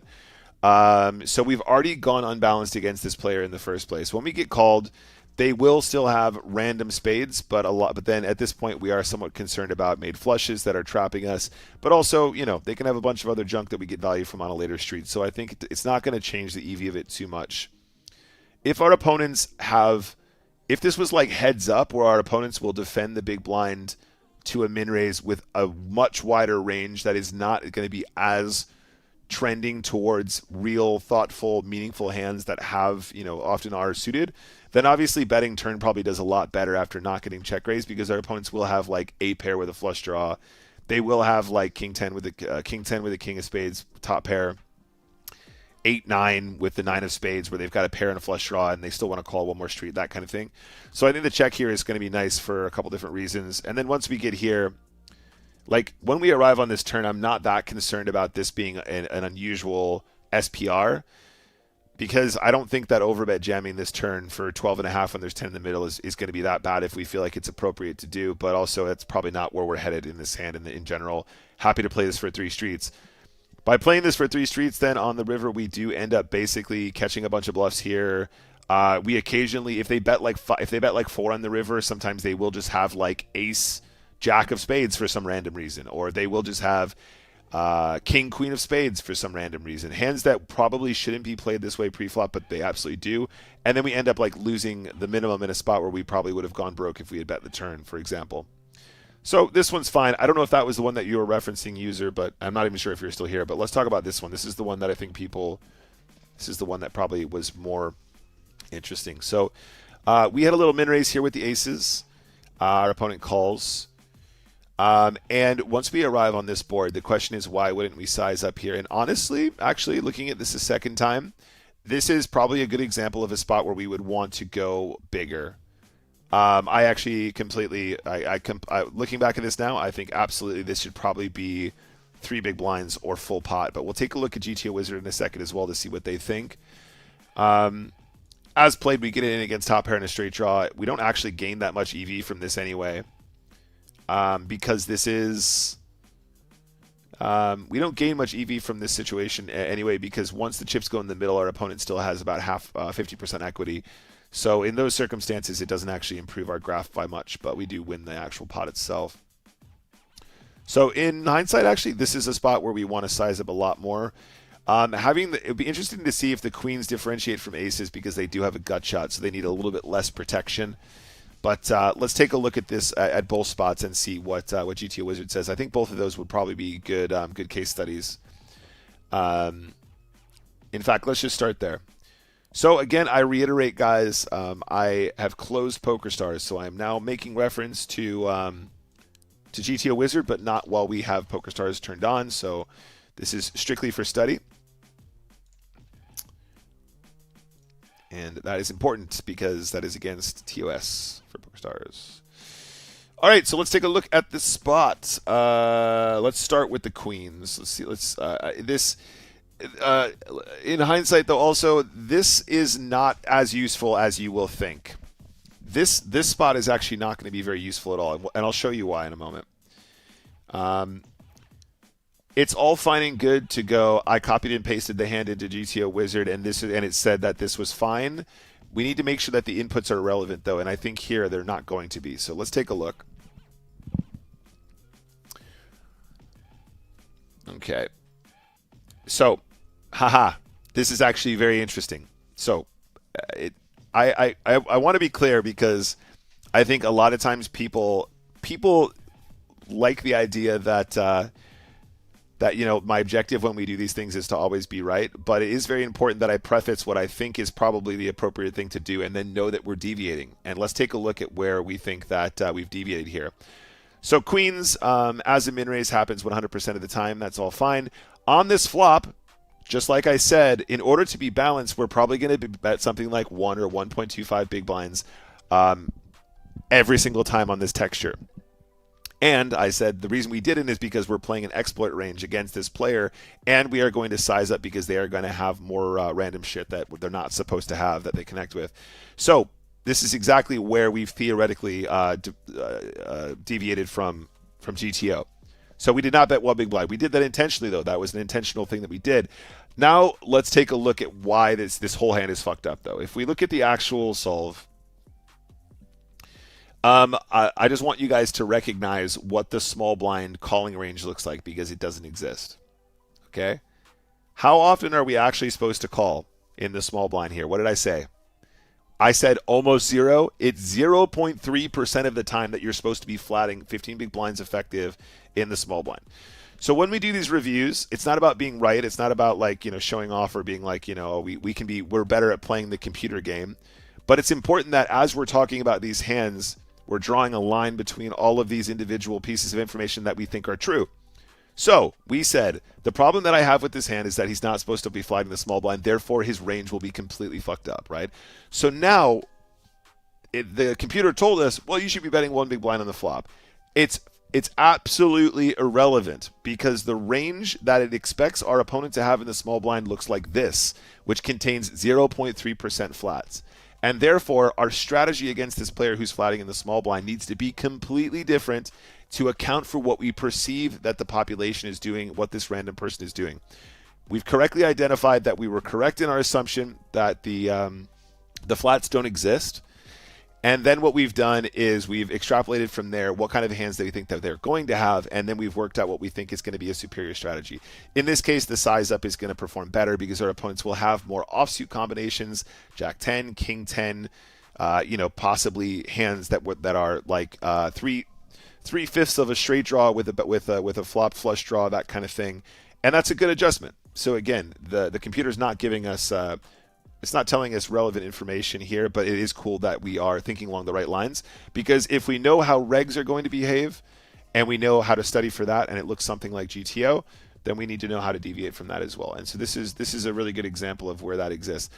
So what is the right answer here? Well, I think the right answer is to size up and to exploit this player, because they're not playing. They're going to be playing a bunch of random shit, and that's going to get them into a lot of trouble, including far too many unsuited hands that have a pair and a flush draw or a gut shot and a flush draw or whatever. So this is fine. This one is but this one is not as useful, right? The study that we do here, we can guesstimate. We could do some node locking and stuff, but that's not going to be as important in this spot. This is probably the one that's more relevant to the question in terms of flop sizing. I believe up into this point we are GTO. The min raise is going to be probably what we do 100% of the time here. Possibly some limping. And then our opponents, we arrive here. I think we are supposed to size. Once we end up betting 2.2, we can still shove though, right? I mean, if we bet 2.2 here and our opponent calls, the total pot is going to be 9. Our opponent's stack will be approximately pot. I think that sizing up here is going to be better, and it's probably going to be what GTO prefers. But I think that it might even be a push. Actually, that's interesting. But yeah, let's take a look at this one. This is one that's actually going to be more appropriate, because I think that all parties are going to behave in a more reasonable manner. Okay, so yep. Okay, cool. Here you go. So the mid raise is 100%. Yep. So everything checks out until we get to the flop. Of course, once we arrive at the flop, small blind behavior, aces. Okay, so absolutely no pushing from this range whatsoever. However, how do aces want to bet? Aces would like to bet 3. Yep. So there it is. Slight size up. We did size in a way where we're getting to approximately pot, but 3 big blinds seems to be more appropriate, and it is actually much more awkward to use our OC's point. So this is well spotted, and yeah, I think that pretty straightforward. It's just super draw heavy. We just want to punt loads of money in here. Basically, there's not too much science behind it. Gavpat says, my pleasure, mate. Good to catch stream. Been a while since PokerStars in Genting, Edinburgh. I was thinking we spoke about that just today, Gav. Good to see you though. I'm using hand to note. Yeah. That's right, Zcat. 30 years old. That's me. Mitsu says, that was ace, my bad. No, that's no problem, buddy. Thank you for your contribution. You actually made me find the correct one anyway, ultimately. Personally, I would size up the ace and not the queen on the ace. So that was the other thing we asked. Is there a difference here between aces and queens? Queens is going to do a mix between 2 and 3. And like I said, that is probably in part to do with the fact it needs a little bit less protection, because there are quite a few turns that give us the effective nuts. So again, we asked that question before we went to the machine, and I think this is a good pattern if you guys want to get better at studying. It's not just about copy the hand, yes or no, did I get it right? You want to ask yourself, what am I doing with my whole range? What are my expectations of my opponent's range? What does my range look like? And when you start to find indiscrepancies, that's when you get really good at, that's when you improve in those spots, but also you become exceptionally good at knowing what to do with your entire range against the entire range of your opponent. Not going into this and just saying, hey, should I have called with aces? And it says yes, and people go, all right, cool, job done, that's my studying. You haven't studied enough. You haven't gone deep enough. You want to figure out what you're doing with everything. Let's take a look at some other spots, for example, here of where we might want to bet 3. For the most part, it's just going to be very strong hands, right? So a pair and a straight draw, 2 pair. If we actually look at summary here, is it filters? Filters. I hate that this does this. So if we were to look at filters, and we're looking at bet 3, that's already applied. We're looking at a high frequency of good hands, weak hands.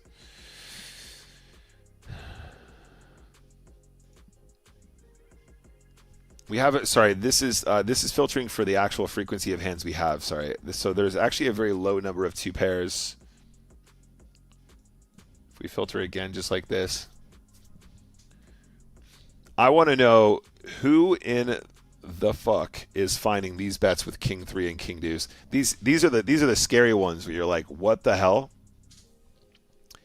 Offsuit kings betting 3 big blinds on this board is absolutely blowing my mind, and these are spots where you're like, I'm never finding this. 7, King 7 is a straight. To be fair, King 6 is straight potential. King Deuce off about half the time. 42% of the time just wants to bet big on this board. That is wild. This feels like the worst possible board to be betting without equity on, but there we are. Anyway, happy days. That one is covered, I think.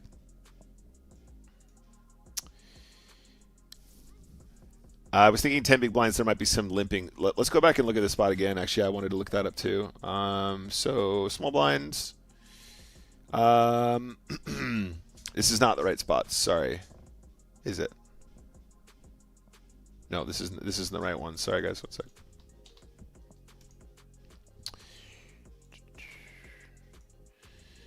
So 19-19-12 apparently. Small blind action, aces.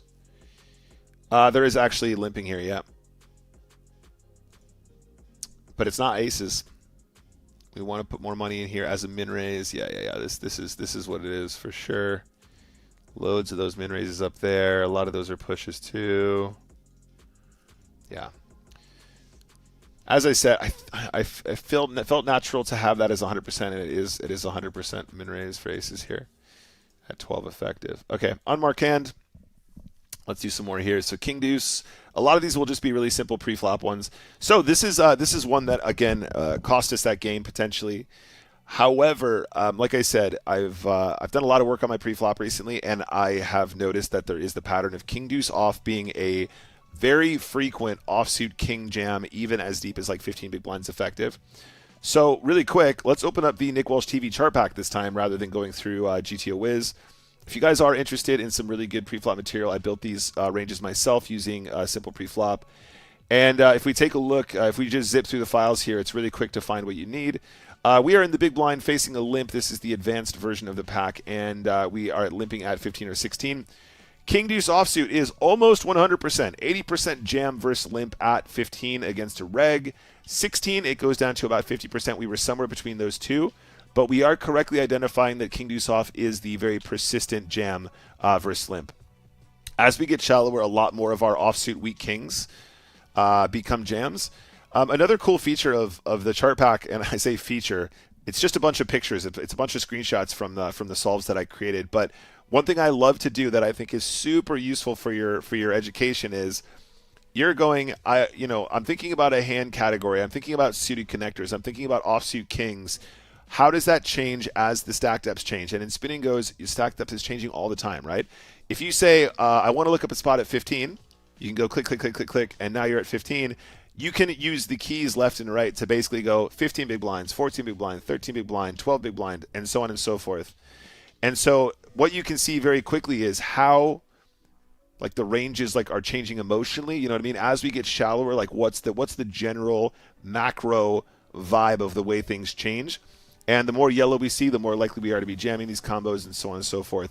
So we are correct in jamming King Deuce here, right? We run into Ace Queen, but we are finding one of these like sort of hard to find jams. Interestingly enough, Ace Deuce of Spades, Queen Deuce of Spades are ones I'm not doing. So here's another piece that we can learn from.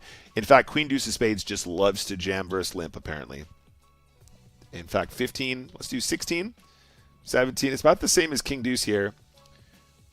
It's almost exactly the same. Queen deuce suited and king deuce off. Let's remember that for the next session.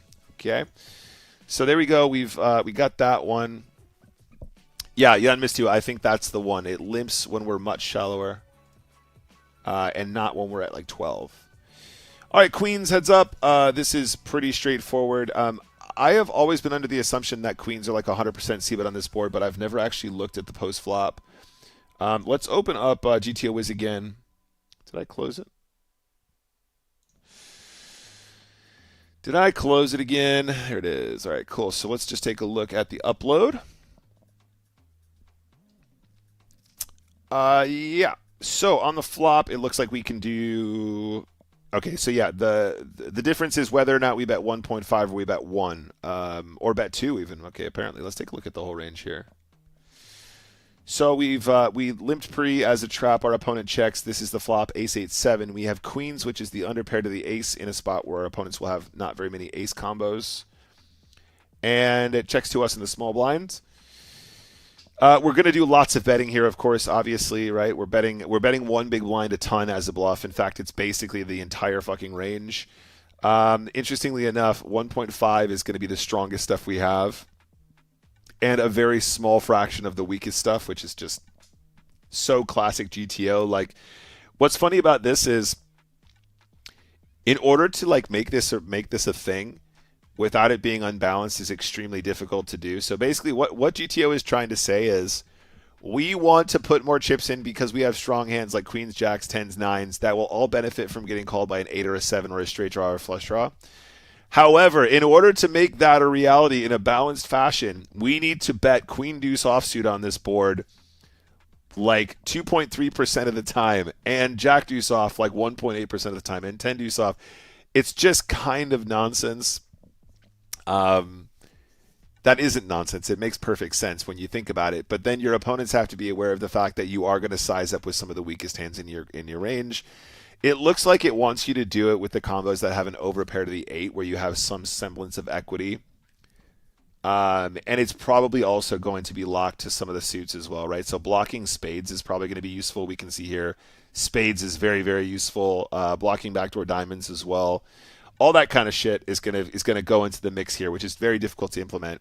However, what we can learn from this is, we benefit from putting in way more chips in these situations. So if we're playing somebody who doesn't know what they're doing, we don't give a shit about balance. Let's just pile in more money, and it will win us tons more, like more than double, right? We will win more than we're supposed to on this board by playing our hands in this fashion, and it will compound in later streets. So if we bet bigger on the flop, we can win more on later streets, just by nature of the game. So cool one there as well, and even more food for thought. That's a really, really cool one. King 10, Rustlin raises, and we're just going to call. I just want to check the pre-flop here. We can look at the flop as well. This was what we wanted to investigate at the time. Our opponent bets like 3 bigs, which is actually I think this is quite a commonly used size on this texture. And I think King 10 is supposed to stick around for at least one street. Let's take a look at the breakdown here.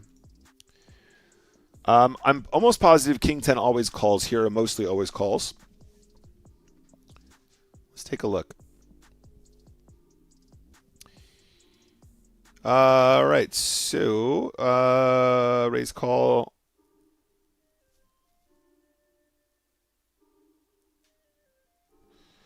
All right, so okay, cool. Sorry, it's giving us the blunder flag because, do you remember I was like, oh, I'm gonna do this for stream. We're gonna call turn because he bluffs here too often. Yeah, ignore the blunder tag. We called the turn as a meme on stream. Anyway, so raise call. So small blind defense here. King 10 off is going to be a call like 100% of the time. There's some raising. Oh, in actual fact, King 10 off is actually just meant to be raised here. Is that right? So, but sorry, I'm looking at the wrong range, guys. We're in the big blind. So big blind raises and King 10 off is like 100% call. Good, cool. I was panicking there. I was like, I'm missing a chapter. We arrive on this board, and our opponent is going to be betting big quite often on this texture, so I'd expect to see a 3 big blind bet here often. So 11% of the time we're going to be betting 3. 29.2% of the time we're betting 4 big blinds. This is 15 effective. Look how often we're supposed to be betting big with queens and jacks here. That is crazy. I love this. But then also look how often we're gonna be bluffing here too. Jack 7, 10 6, Queen 7, Queen 6. Very interesting. Anyway, so our anticipation that there's big betting happening on this board often. Again, that's good that we're in that headspace. If it's uncomfortable to see that there's bet 4, bet 3 here, then we're probably not studying our ranges well enough. So again, our assumptions are pretty good in this spot. Now, how often are we supposed to be calling with King 10? I would say probably quite often. So our opponent bets 3. We're in the big blind. Are we calling with King 10? The answer is going to be no. We're actually going to be folding King 10. However, we are sticking around with Queen 10 and Jack 10. Of course, those are hands that have some semblance of showdown, and they do have equity. King Jack, it turns out, does actually have enough showdown in order for us to continue on this board as well. So our head is not completely in the wrong place here. But perhaps what we want to be doing is just considering like the total true value of our hand, basically. Hands with showdown call, of course. Hands with draws call, of course. Hands with pairs call, of course. Backdoor spades with ace high calls. All these that makes sense. A lot of these make sense. So King 10 specifically, apparently is going to be a shove 1.2% of the time. We're not going to be that worried about that. However, is going to be majority fold. So in this particular spot, we're calling too wide. However, our head's in the right space. If King Jack is going to float here, then we're definitely not a million miles off what we're supposed to be doing correctly in this spot. But facing that big bet, we are going to be fairly prone to continue with King high, King Queen off is in there, King Queen Jack. So that's all good. The turn spot is the river spot is just silly because that was rustling, so we punted with him. Okay, cool. King Deuce. We limp and there's a push. How often are we limping King Deuce of spades, shoving King Deuce of spades here at 10? Just want to check this one. In fact, we can do this in the chart pack. Heads up in the big blind versus a limp at, was it 10? 10. King Deuce suited. No. Okay, cool. Instincts are reasonable. We are going to shove this some of the time. In fact, it is the Jack Deuce suited, Queen Deuce suited, the one that we found just a moment ago that happens more often. But that is going to be GTO. That's going to be fine. It did feel like it was probably correct. It did feel like it wasn't completely outlandish, but I know that we're going to be checking the majority of our suited hands there. Shoving Queen 10 here. What are we looking at? I don't know why this one is marked. In any case, let's just double check. So this time heads up in the small blind, and we are 10 big blinds effective. Queen 10 off actually is going to still be a limp, but the shove is obviously appropriate as well. Queen 9 off is more of a gem at 10 big blinds effective than Queen 10 off. Obviously less playability. Pretty cool though. Chart pack is still being useful after all these years. Now, this was a specific one I'm going to look up in GTO Wizard because of the asymmetrical nature of this. It's my understanding that when our opponents over here when our opponent here or here is below or equal to 14 big blinds effective, we're going to do majority shoving with King 10 of clubs.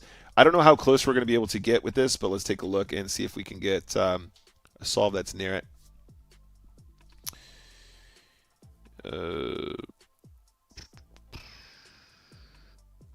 Why are you confused here? Okay, so they want me to do majority raising. Let's see why we're confused about that in that case.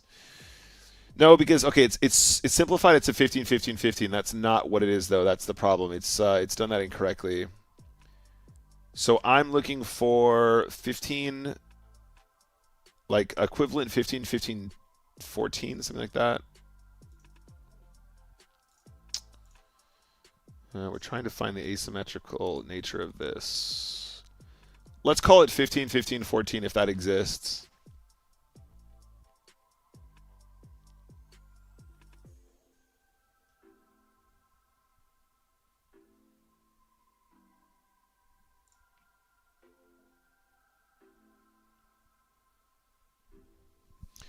All right, it just doesn't have it. Let's take a look at this one. This one might be 15, 15, 12. This might be the closest one. Yeah, okay, so you guys can see our head is in the right place. The solve isn't exactly there, but if we simplify this to 15, 15, 12, as in I have 15 big blinds, small blind has 15, and big blind has 12, King 10 suited does become push. Right? So our head is in the right place. It's just that the solve wasn't close, or it was too close to want for them to want to change it. On mark, just out of interest as well, this is a cool feature. If we turn on compare EV here, and we get this out of the way, let's compare the EV of an all-in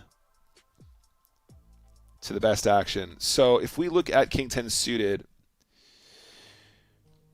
oh, sorry, that's not right. Oh, this isn't right, is it, guys? Sorry. Study this one. Close this one. So let's take a look at the comparison of. We're in this. Oh, we're on button. That's why. Sorry.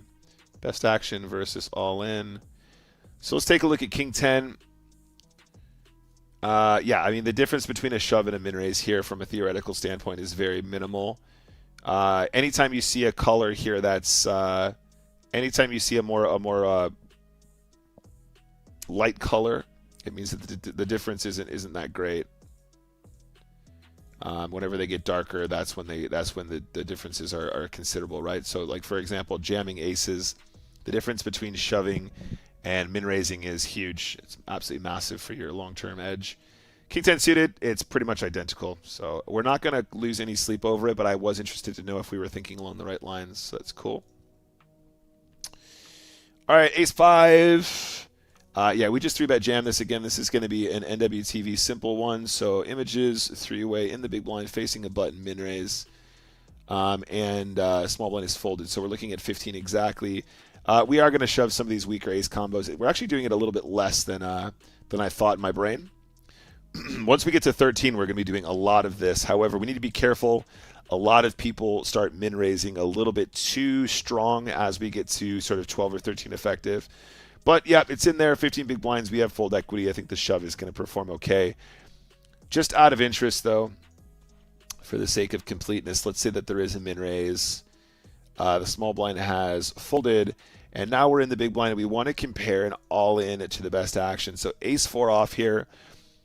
We can see that actually this might end up being more of a balance thing. So ace 4 off as a push compared to a call, which is basically the two most common spots that we were looking at just now. Pretty much identical. Pretty much the same for ace tray, I think. Yeah, it's identical. Ace deuce, there starts to be a little bit of a difference, but basically almost all of these can simply be played aggressively. I guess the one thing that we want to be aware of is it's not enough just to compare EVs here. We need to think about how that competes in the real world. And in the real world, if we're shoving too aggressively with these combinations where we could call, there's a chance that we might outperform the shove against very bad players. But when we're playing a really fast spinning go, there's not as many opportunities in order to outperform, so it might actually be better from a future game simulation standpoint to rip the ace 4, get the hand over with, deny your opponent the opportunity to exploit you, and then move very swiftly on to another hand where you're in position where you're going to win mountains of chips against those players. It's a philosophical question more than anything else, but there we are. All right, 10 of spades, call, and a check. Okay, so basically, let's just look at this one in the post flop because I just want to double check that we're going to be checking the 10 of spades there on the flop a little bit. I think there's arguments for both. But let's take a look at what GTO has to say. So it doesn't mind how we play this hand. Let's take a look at the frequencies. Let's turn off compare EV. Sorry, that's my bad. Let's look at strategy. Strategy and EV. Is that with the EVs in there? Yeah, okay, let's get rid of the EV. Let's just look at strategy. So in the small blind, 10 of spades.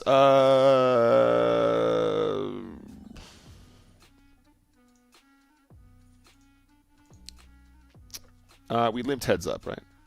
We limped heads up, okay. So we've limped heads up. Our opponent is checked. Flop comes down like this. What are we doing in the small? Are we checking 10 of spades? A little mix of everything. I think they're happy for us to sorry, 10-8 of spades specifically and 10-8 of hearts specifically, we can check at some frequency. That's fine. On the turn, it comes like this. Our opponent is going to bet one, apparently. I think we're supposed to potentially do some raising here is what's going to go wrong. 10-8 of spades. They prefer the call. Fine. All good. And so where have we deviated? I guess the only deviation was the check on the flop, right? Yeah, it's all good. 100%, 100%. Yep, all good. There's really not too much to think about here. Like I said, I just wanted to check that we're going to do some checking on the flop. And 5 tray. What's happened here? Why is this hand marked? Oh, cool. We want to look at the turn barrel. So we pick up equity on the turn. I'm assuming 5 tray is like a very good candidate to just blast off because we have no showdown. Let's take a look at that one as well in the post flop.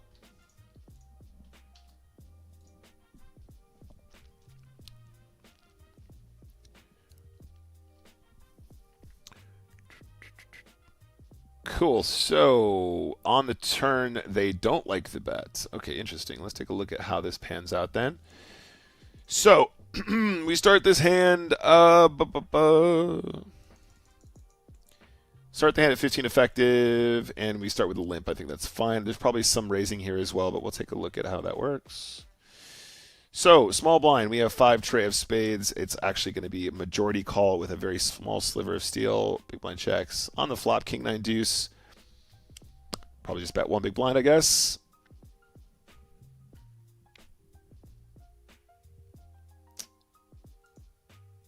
What am I missing here? What am I missing here? Oh, big blind checks. Yeah, that makes sense. Small blind bets, range probably. Or a lot of it, at least. 49% is going to be a bet. 5 tray is definitely going to be part of that. And mostly we're just going to bet 1 big blind. It makes sense. Our opponent calls. On this turn, big blind checks, small blind action. 5-3 of spades. Let's take a look.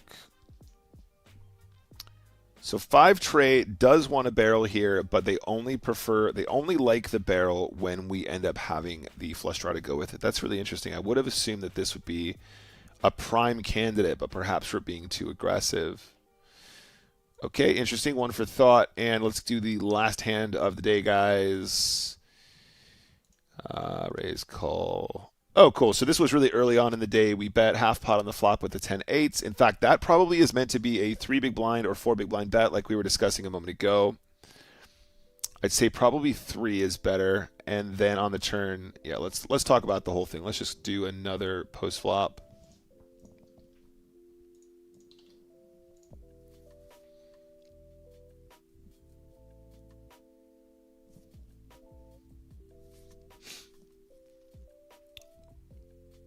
All right, so yes, okay, cool. So we've immediately identified that the sizing structure was slightly wrong.